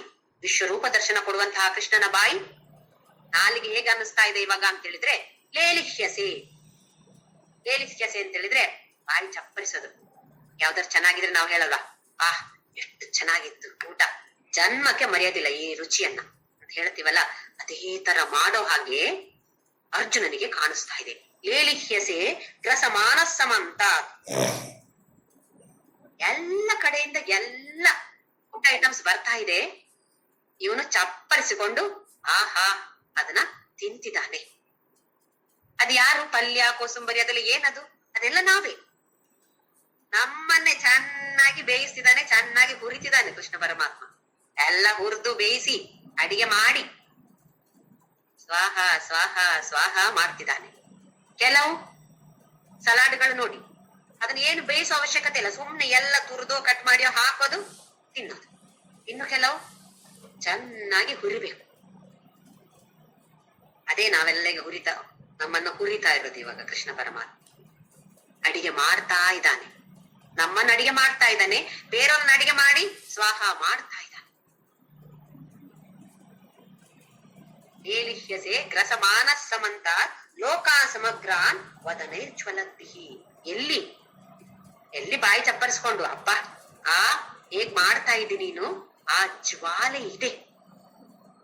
ಎಲ್ಲರೂ ಸಮಂತ ಅಂತ ಹೇಳಿದ್ರೆ ಎಲ್ಲ ದಿಕ್ಕುಗಳಿಂದ ಹೇಗೆ ಮ್ಯಾಗ್ನೆಟ್ ಅಟ್ರಾಕ್ಟ್ ಮಾಡತ್ತೋ ಹಾಗೆ ಎಲ್ಲ ಅಲ್ಲಿಂದ ಇಲ್ಲಿಂದ ಮನುಷ್ಯರು ಬರ್ತಿದ್ದಾರೆ, ಪ್ರಾಣಿಗಳು ಬರ್ತಿದ್ದಾವೆ, ವಸ್ತುಗಳು ಬರ್ತಿದ್ದಾವೆ, ಎಲ್ಲ ನಿನ್ನ ನಾಲಿಗೆ ಒಳಗೆ ಹೋಗ್ತಾ ಇದೆ. ನೀನೇನೋ ಆಹಾ ಆಹಾ ಎಷ್ಟು ಚೆನ್ನಾಗಿದೆ, ರುಚಿಯೋ ರುಚಿ ಅಂತ ಹೇಳ್ತಾ ಇದೆಯಲ್ಲ ಕೃಷ್ಣ. ತೇಜೋಭಿರಾಪೂರ್ಯ ಜಗತ್ ಸಮಗ್ರಂ ವಾಸಸ್ತವೋಗ್ರ ಪ್ರತಪಂತಿ ವಿಷ್ಣು. ಇಡೀ ಜಗತ್ತು ನಿನ್ನ ತೇಜಸ್ಸಿಂದ ತುಂಬಿಕೊಂಡಿದೆ. ಆಪೂರ್ಯ ಅಂತ ಹೇಳಿದ್ರೆ ತುಂಬಿಕೊಳ್ಳುವಂತಹದ್ದು. ಜಗತ್ ಸಮಗ್ರಂ, ಇಡೀ ಸಮಸ್ತ ಜಗತ್ತು ನಿನ್ನ ಈ ತೇಜಸ್ಸಿನಿಂದ ತುಂಬಿಕೊಂಡಿದೆ. ಎಲ್ರು ಬಂದು ನಿನ್ನ ಬಾಯಿ ಒಳಗಡೆ ಬೀಳ್ತಿದ್ದಾರೆ. ಭಾಸಸ್ತವೋಗ್ರಾಹ ಪ್ರತಪಂತಿ ವಿಷ್ಣು. ನನ್ಗೆ ತುಂಬಾ ಉಗ್ರವಾಗಿ ಕಾಣ್ತಾ ಇದೆ ಕೃಷ್ಣ ನೀನು. ವಿಷ್ಣು ಅಂತ ಸಂಬೋಧಿಸ್ತಾನೆ ಅರ್ಜುನ. ವಿಷ್ಣು ಅಂತ ಹೇಳಿದ್ರೆ ಎಲ್ಲ ಕಡೆ ಇರುವಂತವನು ಅಂತ ಅರ್ಥ. ಎಲ್ಲ ಕಡೆ ಯಾರು ವ್ಯಾಪ್ತವಾಗಿದ್ದಾರೋ ಅಂಥವನಿಗೆ ಹೆಸರು ವಿಷ್ಣು. ಹಾಗಾಗಿ ಕೃಷ್ಣನ್ನ ವಿಷ್ಣು ಅಂತ ಸಂಬೋಧಿಸ್ತಾನೆ. ನೀನೇ ಎಲ್ಲ ಕಡೆ ಎಲ್ಲವನ್ನು ವ್ಯಾಪ್ತಿಗೊಂಡಿರೋದು ನೀನೊಬ್ಬನೇ. ಆದ್ರೆ ನನ್ಗೆ ಭಯಂಕರವಾಗಿ ಕಾಣ್ತಾ ಇದೀಯಾ, ಉಗ್ರವಾಗಿ ಕಾಣ್ತಾ ಇದೀಯಾ. ವಾಸಸ್ತವ ಉಗ್ರಾಹ. ನಿನ್ನ ಉಗ್ರವಾದ ಈ ದರ್ಶನ, ಈ ತೇಜಸ್ಸು ಇಡೀ ವಿಶ್ವಕ್ಕೆ ತಾಪವನ್ನ ಕೊಡ್ತಾ ಇದೆ, ಶಾಖವನ್ನ ಕೊಡ್ತಾ ಇದೆ. ನಾವ್ ಹೇಳ್ತೀವಿ ಸೂರ್ಯ ದೇವರಿಂದ ನಮ್ಗೆ ಶಾಖ ಸಿಗ್ತಾ ಇದೆ. ಸೂರ್ಯ ದೇವರು ಯಾರು? ಕೃಷ್ಣನ ಅಥವಾ ಪರಮಾತ್ಮನ ಪ್ರತಿನಿಧಿ. ಹೇಗೆ ಬೇರೆ ಬೇರೆ ಪ್ರತಿನಿಧಿಗಳು ನಮ್ಗೆ MLA MP ಗಳೆಲ್ಲ ಇರ್ತಾರಲ್ವಾ, ಎಲ್ಲ ಒಬ್ಬರೇ ಪ್ರೈಮ್ ಮಿನಿಸ್ಟರ್ ಮಾಡ್ಲಿಕ್ಕೆ ಸಾಧ್ಯ ಇಲ್ಲ. ಹಾಗಾಗಿ ಬೇರೆ ಬೇರೆ ಕಡೆಯಲ್ಲಿ ನಮ್ಗೆ ರೆಪ್ರೆಸೆಂಟೇಟಿವ್ಸ್. ಹಾಗೆ ಸೂರ್ಯ ಆ ಪರಮಾತ್ಮನ ಪ್ರತಿನಿಧಿಯಾಗಿ ಬಂದು ನಮ್ಗೆ ಶಾಖವನ್ನು ಕೊಡ್ತಾ ಇರೋದು. ನಿಜವಾಗಿಯೂ ನೋಡಿದ್ರೆ ಪರಮಾತ್ಮನೇ ಕೊಡ್ತಾ ಇರೋದು. ಹಾಗೆ ಹೇಳ್ತಿದ್ದಾನೆ, ಉಗ್ರವಾಗಿ ಕಾಣಿಸ್ತಾ ಇದೀಯ ಕೃಷ್ಣ ನೀನು. ಅವನೇ ತಾನೇ ಕೇಳಿರೋದು, ಕೃಷ್ಣ ನಾನು ನೋಡ್ಲಿಕ್ಕೆ ಸಾಧ್ಯ ಅಂತೇಳಿ ನಂಗೆ ಒಂದು ಸಲ ತೋರಿಸ್ತೀಯ ಕೃಷ್ಣ ನಿನ್ನ ವಿಶ್ವರೂಪವನ್ನು? ಬೇಡಿಕೆ ಮುಂದೊಡ್ಡಿದ್ದು ಯಾರು? ಬಾ ನಾನ್ ತೋರಿಸ್ತೇನೆ ತೋರಿಸ್ತೇನೆ ತೋರಿಸ್ತೇನೆ ನೀನ್ ಬಾ ಅಂತ ಒತ್ತಾಯ ಮಾಡಿದ್ನ ಕೃಷ್ಣ? ಅರ್ಜುನನೇ ತಾನೇ ಕೇಳಿರೋದು. ಕೇಳಿ ತೋರಿಸಿದಾಗ ಮೊದಲನೇದಾಗಿ ಅದ್ಭುತವಾಗಿ ರೋಮಾಂಚನಗೊಂಡು ಆ ತರದ ದೃಶ್ಯ ಕಾಣಿಸ್ತಾ ಇತ್ತು. ಈಗ ದೃಷ್ಟಿ ಎಲ್ಲ ಮತ್ತೆ ಮತ್ತೆ ಮತ್ತೆ ಮತ್ತೆ ನಾಲಿಗೆ ಮೇಲೆ ಹೋಗ್ತಾ ಇದೆ. ಯಾವುದನ್ನು ನೋಡಬಾರ್ದು ಅಂತ ಅನ್ಕೊಳ್ತೀವೋ ಅದರ ಮೇಲೆ ದೃಷ್ಟಿ ಹೋಗುತ್ತೆ. ಹಾಗೆ ಅರ್ಜುನನಿಗೆ ಕೃಷ್ಣನ ಭಯಂಕರವಾದ ಹೊರಗೆ ಚಾಚಿದ ಕೆಂಪಾದ ಅಗ್ನಿ ರೂಪವಾದ ನಾಲಿಗೆಯೇ ಕಾಣಿಸ್ತಾ ಇದೆ. ಅದರಲ್ಲಿ ಎಲ್ರೂ ಒಳಗಡೆ ಹೋಗ್ತಾ ಇದ್ದಾರೆ. ಆ ಕೃಷ್ಣ ಪರಮಾತ್ಮ ಅದನ್ನ ಸ್ವಾಹ, ಎಲ್ಲವನ್ನು ಸ್ವಾಹ ಮಾಡ್ತಿದ್ದಾನೆ. ನಾನು ಯಾರು ಅಂತ ಅವನಿಗೆ ಗೊತ್ತಾಗ್ತಾ ಇಲ್ಲ ಅಂತ ಅನ್ಕೊಳ್ತಿದ್ದಾನೆ. ಪರಮಾತ್ಮ ಹೇಳ್ತಾನೆ, ನಾನು ಯಾರು ಅಂತ ಗೊತ್ತಾಗೋದಿಲ್ಲ. ಅರ್ಜುನ ಈಗ ಮುಂದಿನ ಶ್ಲೋಕದಲ್ಲಿ ಅದನ್ನೇ ಕೇಳ್ತಾನೆ. ನೋಡೋಣ ಏನ್ ಕೇಳ್ತಾನೋ. 31ನೇ ಶ್ಲೋಕ. ಆಖ್ಯಾಹಿ ಮೇ ಕೋ ಭವಾನುಗ್ರ ರೂಪೋ ನಮೋಸ್ತು ತೇ ದೇವವರ ಪ್ರಸೀದ ವಿಜ್ಞಾತುಮಿಚ್ಛಾಮಿ ಭವಂತಮಾದ್ಯಂ ನಹಿ ಪ್ರಜಾನಾಮಿ ತವ ಪ್ರವೃತ್ತಿಂ. ಆಖ್ಯಾಹಿ ಅಂತ ಹೇಳಿದ್ರೆ ಹೇಳು, ಹೇ ಕೃಷ್ಣ ನಂಗೆ ಹೇಳು. ಆಖ್ಯಾಹಿ ಮೇ ಕಹ, ಯಾರು ನೀನು?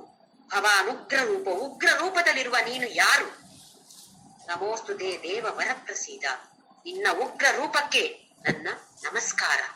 ಪ್ರಸೀದ, ನನ್ನ ಮೇಲೆ ಪ್ರಸನ್ನನಾಗು, ನನ್ನ ಮೇಲೆ ದಯ ತೋರು. ಭಯಭೀತನಾಗಿದ್ದೀನಿ ನಾನು.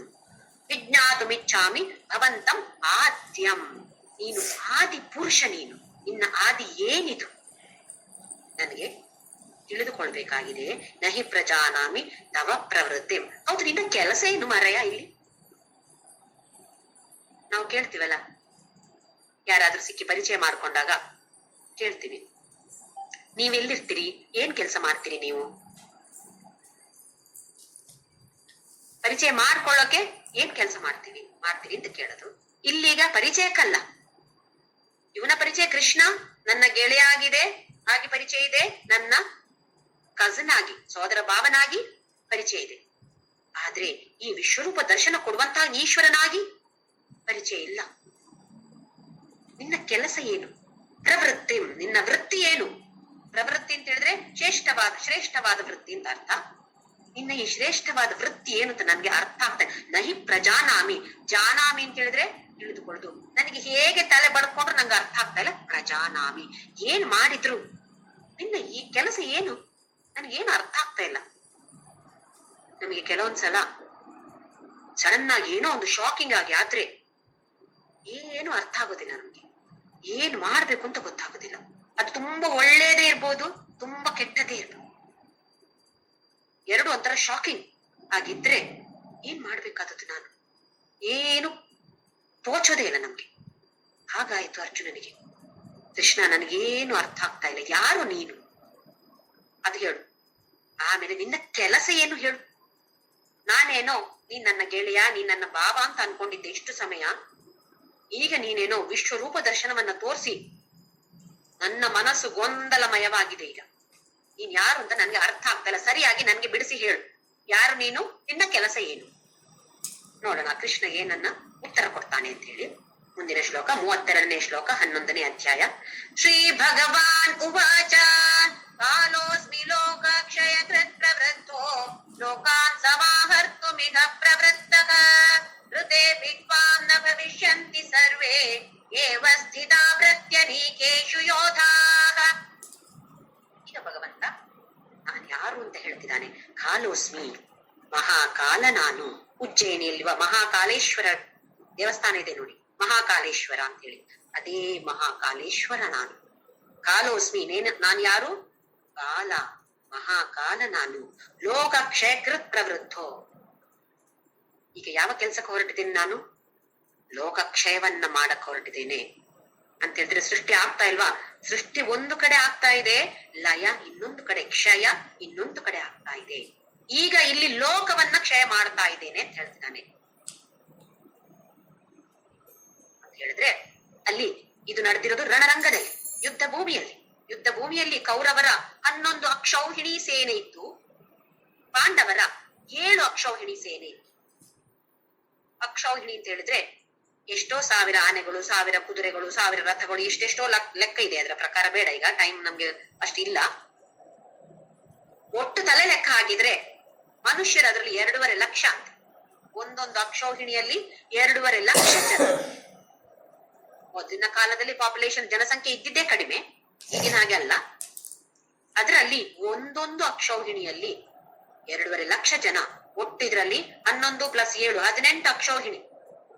ಸಾಧಾರಣ 40 ಲಕ್ಷದಷ್ಟು 50 ಲಕ್ಷದಷ್ಟು ಜನ ಅಂತ ಹೇಳಿದ್ರೆ ಸಾಧಾರಣ ಲೋಕ ಅಂತ ಹೇಳ್ತಿದ್ರು. ಹಾಗಾಗಿ ಕೃಷ್ಣ ಏನ್ ಹೇಳ್ತಾನೆ ಅಂತ ಹೇಳಿದ್ರೆ, ನಾನು ಈಗ ಕ್ಷಯವನ್ನ ಮಾಡ್ತಾ ಇದ್ದೇನೆ. ಲೋಕಾನ್ ಸಮಾಹರ್ತು ಮಿಹ ಪ್ರವೃತ್ತ, ಅದಕ್ಕೋಸ್ಕರ ಹೊರಟಿದ್ದೇನೆ. ಪ್ರವೃತ್ತ, ನನ್ನ ಕೆಲಸ ಈಗ ಏನು? ಸಮಾಹರ್ತು, ಸಂಹಾರ ಮಾಡುವಂತದ್ದು. ರಣರಂಗದಲ್ಲಿ ಅದೇ ತಾನೇ ಆಗೋದು, ಒಬ್ರೊಬ್ರನ್ನ ಕೊಂದುಕೊಳ್ಳೋದು. ಸಂಹಾರ ಮಾಡ್ತಾ ಇದ್ದೇನೆ ನಾನು ಈಗ. ಋತೆ ಪಿತ್ವಾಂ ನ ಭವಿಷ್ಯಂತಿ ಸರ್ವೇ ಏವ ಸ್ಥಿತ ಪ್ರತ್ಯನೀಕೇಶು ಯೋಧಾಃ. ಋತೆ ಪಿತ್ವಾಂ, ನೀನು ಇಲ್ಲದೆ ಇದ್ರು ಅರ್ಜುನ, ನೀನ್ ಅನ್ಕೊಳ್ತೀಯ ನೀನು ಕೊಲ್ಲೋದವರನ್ನ ಅಂತ ಹೇಳಿ. ನೀನ್ ಇಲ್ಲದೆ ಇದ್ರು ನಾನು ಅವರ ಫೈಲನ್ನೆಲ್ಲ ಕ್ಲೋಸ್ ಮಾಡಿ ಆಗಿದೆ. ನೀನಿಲ್ಲದೆ ಇದ್ರು ನ ಭವಿಷ್ಯಂತಿ ಸರ್ವೇ, ಇವ್ರು ಯಾರು ಉಳಿಯೋದಿಲ್ಲ. ಏ ಅವಸ್ಥಿತಾ ಪ್ರತ್ಯನೀಕ, ಅನಿಕ, ಅನಿಕ ಅಂತ ಹೇಳಿದ್ರೆ ಸೈನ್ಯ, ಪ್ರತ್ಯನೀಕ ಅಂತ ಹೇಳಿದ್ರೆ 2 ವೈರಿಗಳ ಸೈನ್ಯ, ಒಂದು ಕೌರವರ ಸೈನ್ಯ, ಒಂದು ಪಾಂಡವರ ಸೈನ್ಯ. 2 ಸೈನ್ಯದಲ್ಲಿಯೂ ಯೋಧ ಯಾರು ಒಬ್ರು ಉಳಿಯೋದಿಲ್ಲ. ಕೊನೆಯಲ್ಲಿ ಉಳಿದದ್ದು ಬೆರಳೆಣಿಕೆಯಷ್ಟು ಮಾತ್ರ ಉಳಿದದ್ದು. ಹಾಗಾಗಿ ಹೇಳುವಾಗ ಸಾಧಾರಣ ಎಲ್ಲರನ್ನು ನಾನು ನಾಶ ಮಾಡಿ ಆಯ್ತು. ನೀನ್ ಅನ್ಕೊಳ್ತೀಯ ನೀನ್ ಮಾಡಿದ್ದು ಅಂತಲ್ವಾ? ನೀನ್ ಇಲ್ಲದೆ ಇದ್ರು ಋತೆ ಪಿತ್ವಾಂ, ನಿನ್ನ ಹೊರತು ಕೂಡ, ನೀನು ಈ ರಣರಂಗದಲ್ಲಿ ಯುದ್ಧ ಮಾಡದೆ ಇದ್ರೂ ಕೂಡ ಇವ್ರು ಯಾರು ಬದುಕಿ ಉಳಿಯೋದಿಲ್ಲ.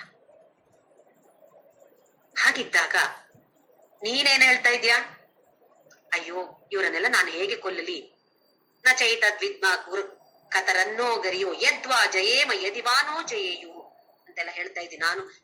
ಕೃಷ್ಣ ಪರಮಾತ್ಮ, ನಾನು ಜಯಗೊಳಿಸ್ತೇನೋ, ಜಯ ನನ್ಗೆ ಬರ್ತದೋ ಇಲ್ವೋ ಗೊತ್ತಿಲ್ಲ, ನನ್ಗೆ ಬಂದ್ರು ಬೇಡ ಅಂತೆಲ್ಲ ಹೇಳ್ತಾ ಇದೆಯಲ್ಲ, ಇದು ನಿನ್ನ ಅಜ್ಞಾನ.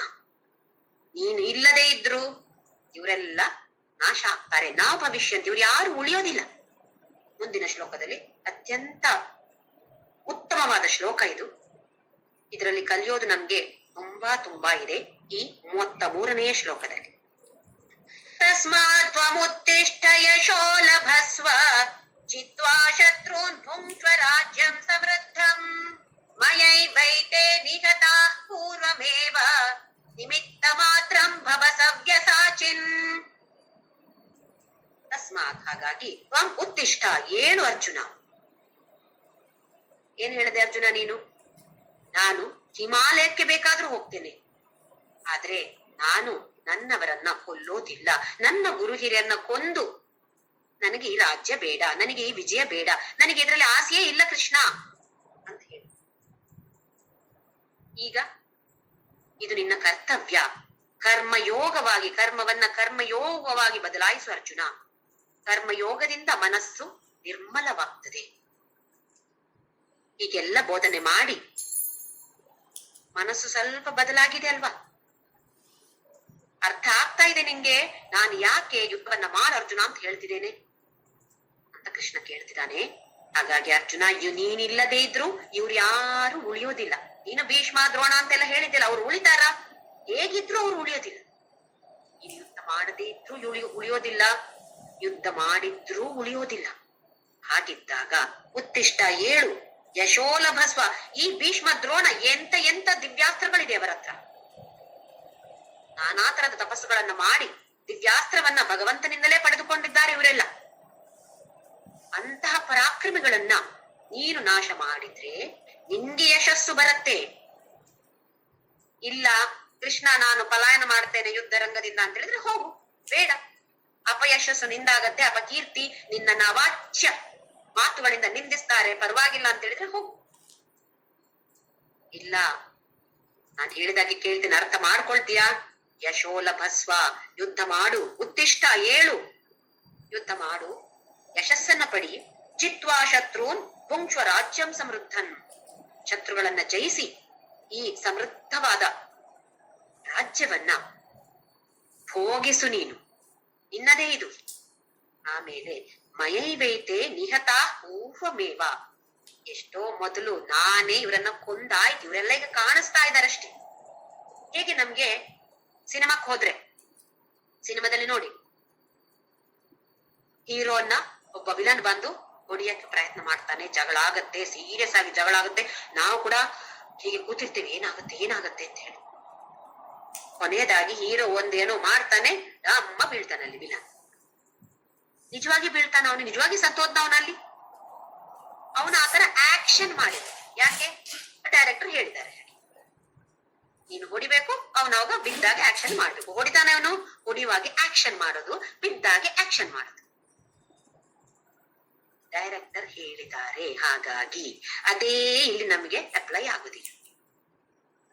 ಅರ್ಜುನ ಬಿಲ್ಲು ಬಿಡೋದಿಲ್ಲ, ಬಿಟ್ಟ ಹಾಗೆ ಆಕ್ಷನ್ ಮಾತ್ರ. ಬಿಡೋದು ಯಾರು? ನಿಜವಾಗಿಯೂ ಪರಮಾತ್ಮನೇ. ಕೊಲ್ಲೋದು ಯಾರು? ನಾನೇ ಅರ್ಜುನ. ಮಯೈವೇತೆ ನಿಯತಾ, ಈಗಲ್ಲ, ಅವರ ಫೈಲ್ ಕ್ಲೋಸ್ ಮಾಡಿ ಆಯ್ತು ನಾನು, ನೀನೇನು ಅಷ್ಟು ಆಲೋಚನೆ ಮಾಡೋದು ಅದ್ರ ಬಗ್ಗೆ. ನಿಮಿತ್ತ ಮಾತ್ರಂ ಭವ ಸವ್ಯಸಾಚೆ, ತುಂಬಾ ಮುಖ್ಯವಾದ ಒಂದು ಗೆರೆ ನಮ್ಗೆ ಭಗವದ್ಗೀತೆಯಲ್ಲಿ ಅಂತ ಹೇಳಿದ್ರೆ ಇದು. ನಿಮಿತ್ತ ಮಾತ್ರಂ ಭವ ಸವ್ಯಸಾಚಿನ್ ಅಂತ ಹೇಳಿದ್ರೆ, ಸವ್ಯ ಅಂತ ಹೇಳಿದ್ರೆ ಎಡ, ಸಂಸ್ಕೃತದಲ್ಲಿ ಸವ್ಯ ಅಂತ ಹೇಳಿದ್ರೆ ಎಡ, ದಕ್ಷಿಣ ಅಂತ ಹೇಳಿದ್ರೆ ಬಲ, ಪ್ರದಕ್ಷಿಣ, ದಕ್ಷಿಣ ಅಂತ ಹೇಳಿದ್ರೆ ಬಲ. ಎಡದ ಕೈಯಲ್ಲಿ ಕೂಡ ಪ್ರಾವೀಣ್ಯತೆಯನ್ನ ಪಡೆದಿದ್ದಾನಂತೆ ಅರ್ಜುನ. ನಾವು ಹೇಳೋದಿಲ್ಲ, ಅದೇನು ನಮ್ಗೆ ಎಡ ಕೈಯಲ್ಲಿ ಕೂಡ ನಾನ್ ಮಾಡಬಹುದು ಅಂದ್ರೆ ಅಷ್ಟು ಸುಲಭವಾಗಿ ಇದೆ ಅಂತ ಹೇಳುವಾಗೆ. ನೀನು ಹಾಗಿರೋನು, ನೀನು ನಿಮಿತ್ತ ಮಾತ್ರಂ ಭವ, ನೀನು ಒಂದು ಉಪಕರಣ ಮಾತ್ರ ನನ್ನ ಕೈಯಲ್ಲಿ, ಒಂದು ನಿಮಿತ್ತ ಮಾತ್ರ, ಒಂದು ಯಂತ್ರ ಮಾತ್ರ ನನ್ನ ಕೈಯಲ್ಲಿ. ಮಾಡೋದು ಯಾರು? ನಾನು. ಈ ಒಂದು ಇದನ್ನ ಓದಿದಾಗ ನಮ್ಗೆ ನಾನಾ ತರದ ಸಂಶಯಗಳು ಬರುತ್ತೆ. ಅಂತ ಹೇಳಿದ್ರೆ, ನಾನು ಒಂದು ಉಪಕರಣ ಮಾತ್ರವಾ? ಹಾಗಿದ್ರೆ, ಉಪಕರಣವಾಗಿದ್ರೆ ಏನೇನಾಗತ್ತೆ ನೋಡೋಣ.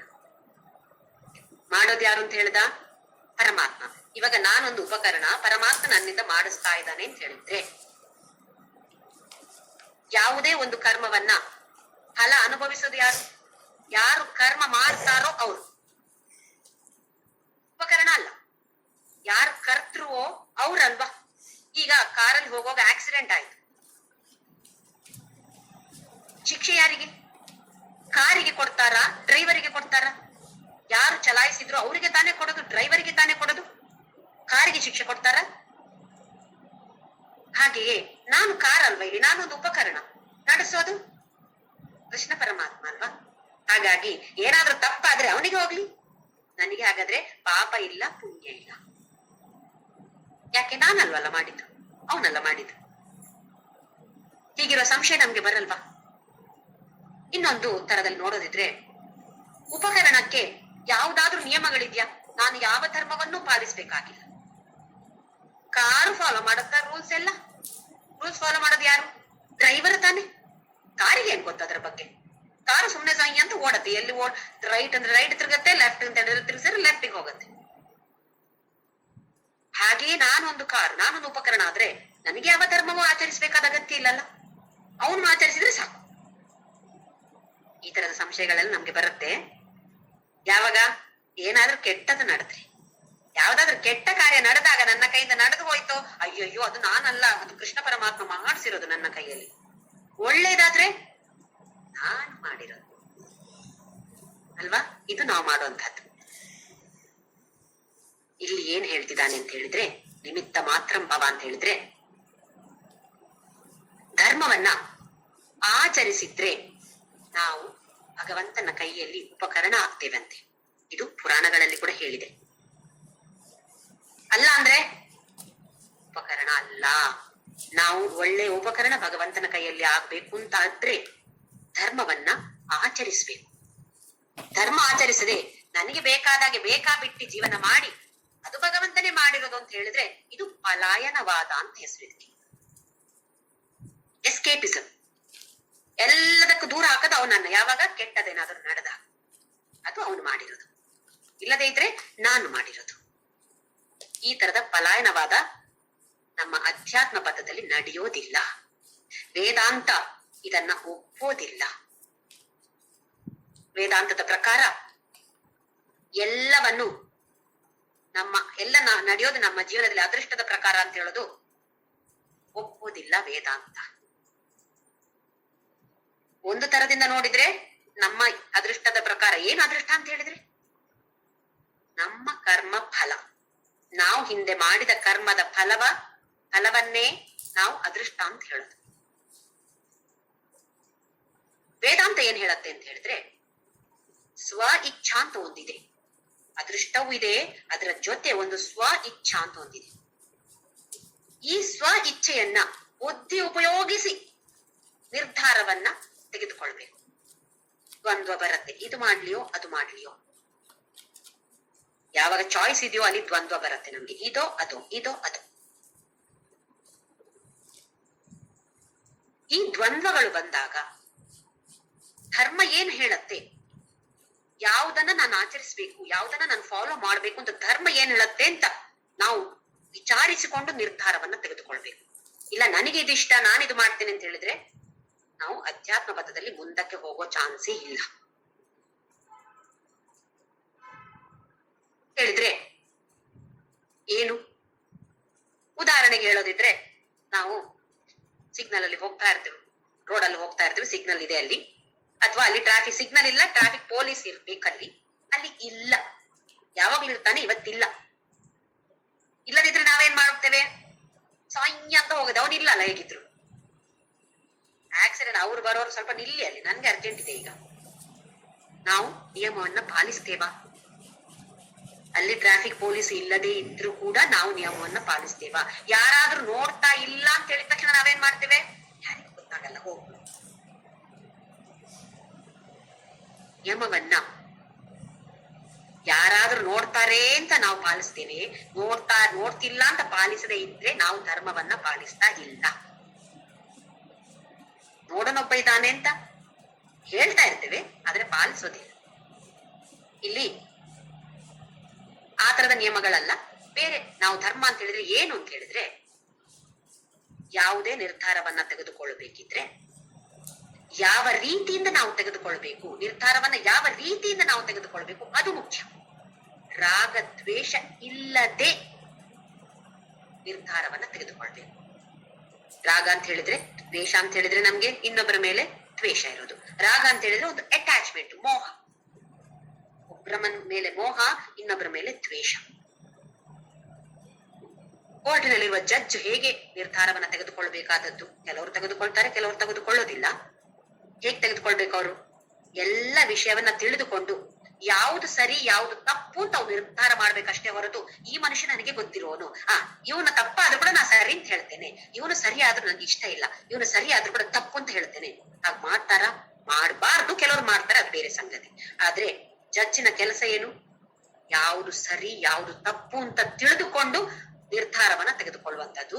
ನನಗೆ ಇವನು ಇಷ್ಟ ಇಲ್ಲ, ಆ ವಿಷಯ ಬರಲೇಬಾರ್ದಲ್ಲಿ. ಅದೇ ತರ ನಾವು ಕೂಡ ಯಾವುದೇ ವಿಷಯ ಇರ್ಲಿ, ಅದನ್ನ ಹೇಗೆ ಸ್ವೀಕಾರ ಮಾಡಿ ರಾಗದ್ವೇಷ ಇಲ್ಲದೆ ನಿರ್ಧಾರವನ್ನ ನಾವು ತೆಗೆದುಕೊಳ್ಳುತ್ತೇವೆ ಅಂತ ಹೇಳಿದ್ರೆ ನಾವು ಧರ್ಮವನ್ನ ಪಾಲಿಸ್ತೇವೆ. ನಮ್ಗೇನು ಧರ್ಮ ಅಂತ ಹೇಳಿದ್ರೆ ಸುಳ್ಳು ಹೇಳಬಾರ್ದು, ಇದು ಅದು ಇದೆ, ಅದು ಮಾತ್ರ ನಮ್ಗೆ ಧರ್ಮ, ಬೇರೆ ಯಾವ್ದು ನಮ್ಗೆ ಧರ್ಮ ಅಲ್ಲ. ನಾವು ಬರೇ ಭಕ್ತರಲ್ಲ, ನಾವೆಲ್ಲರೂ ಸಾಧಕರು. ಈಗ ಭಗವದ್ಗೀತೆಯಲ್ಲಿ 10 ಅಧ್ಯಾಯ ಕಲ್ತಾಗಿದೆ, 11ನೇ ಅಧ್ಯಾಯದಲ್ಲಿ ಇದ್ದೇವೆ ನಾವು. ನಮ್ಗೆ ಸ್ವಲ್ಪ ತಿಳುವಳಿಕೆ ಜಾಸ್ತಿ ಆಗ್ತಾ ಹೋಗ್ಬೇಕೀಗ. ತಿಳುವಳಿಕೆ ಜಾಸ್ತಿ ಆದ ಮಾತ್ರ ಅಲ್ಲ, ಅದು ನಮ್ಮ ಅನುಭವದಲ್ಲಿಯೂ ಬರಬೇಕು, ನಮ್ಮ ಜೀವನದಲ್ಲಿಯೂ ನಾವು ಅಳವಡಿಸಿಕೊಂಡು ನಮ್ಮ ಅನುಭವಕ್ಕೆ ಬರಬೇಕು. ಹಾಗೆ ಬಂದು ರಾಗ ದ್ವೇಷ ಮುಕ್ತರಾಗಿ ನಿರ್ಧಾರವನ್ನ ತೆಗೆದುಕೊಳ್ಳುವಂತವರಾಗ್ಬೇಕು ನಾವೆಲ್ಲರೂ. ಇಲ್ಲಿ ನಿಮಿತ್ತ ಮಾತ್ರಂ ಭವ, ನಾವು ಯಾವುದೇ ಕೆಲಸ ಮಾಡಿದಾಗ್ಲೂ ಯಾವ್ದಾದ್ರು ಒಳ್ಳೆ ಕೆಲಸ ಮಾಡಿದ್ರೆ ನಮ್ಗೊಂಥರ ಅಹಂ ಬರುತ್ತೆ, ನಾನ್ ಮಾಡಿದ್ದಿದು. ಯಾರಾದ್ರೂ ಒಳ್ಳೆ ಹಾಡು ಹಾಡಿದ್ದು ಅಂತ ಹೇಳಿದ್ರೆ ಚೆನ್ನಾಗಿದ್ದೆ, ಅಪ್ಪ ನಾನ್ ಹಾಡಿದ್ದು. ಖುಷಿ ಇರ್ಬೇಕು, ಆದ್ರೆ ಗರ್ವ ಪಡಬಾರ್ದು. ಯಾರಾದ್ರೂ ಚೆನ್ನಾಗಿಲ್ಲ ಅಂತ ಹೇಳಿದ್ರೆ ದುಃಖ, ಅಯ್ಯೋ ನಾನ್ ಹಾಡಿದ್ದು ಚೆನ್ನಾಗಿಲ್ಲ ಅಂತ ಹೇಳಿದ್ರು, ಅವ್ರೇನ್ ಚೆನ್ನಾಗ್ ಆಡ್ತಾರ, ಅವ್ರನ್ನ ಬೈಯೋದು. ಮತ್ತೆ ಅವ್ರಿಗೇನು ಗೊತ್ತಿಲ್ಲ, ನನ್ನನ್ನು ಹೇಳ್ತಾರೆ ಅವರು. ನಾನಾ ತರದ ನಿಂದನೆಗಳನ್ನ ಮಾಡ್ತೀವಿ. ಇದೆಲ್ಲವನ್ನು ಬಿಟ್ಟು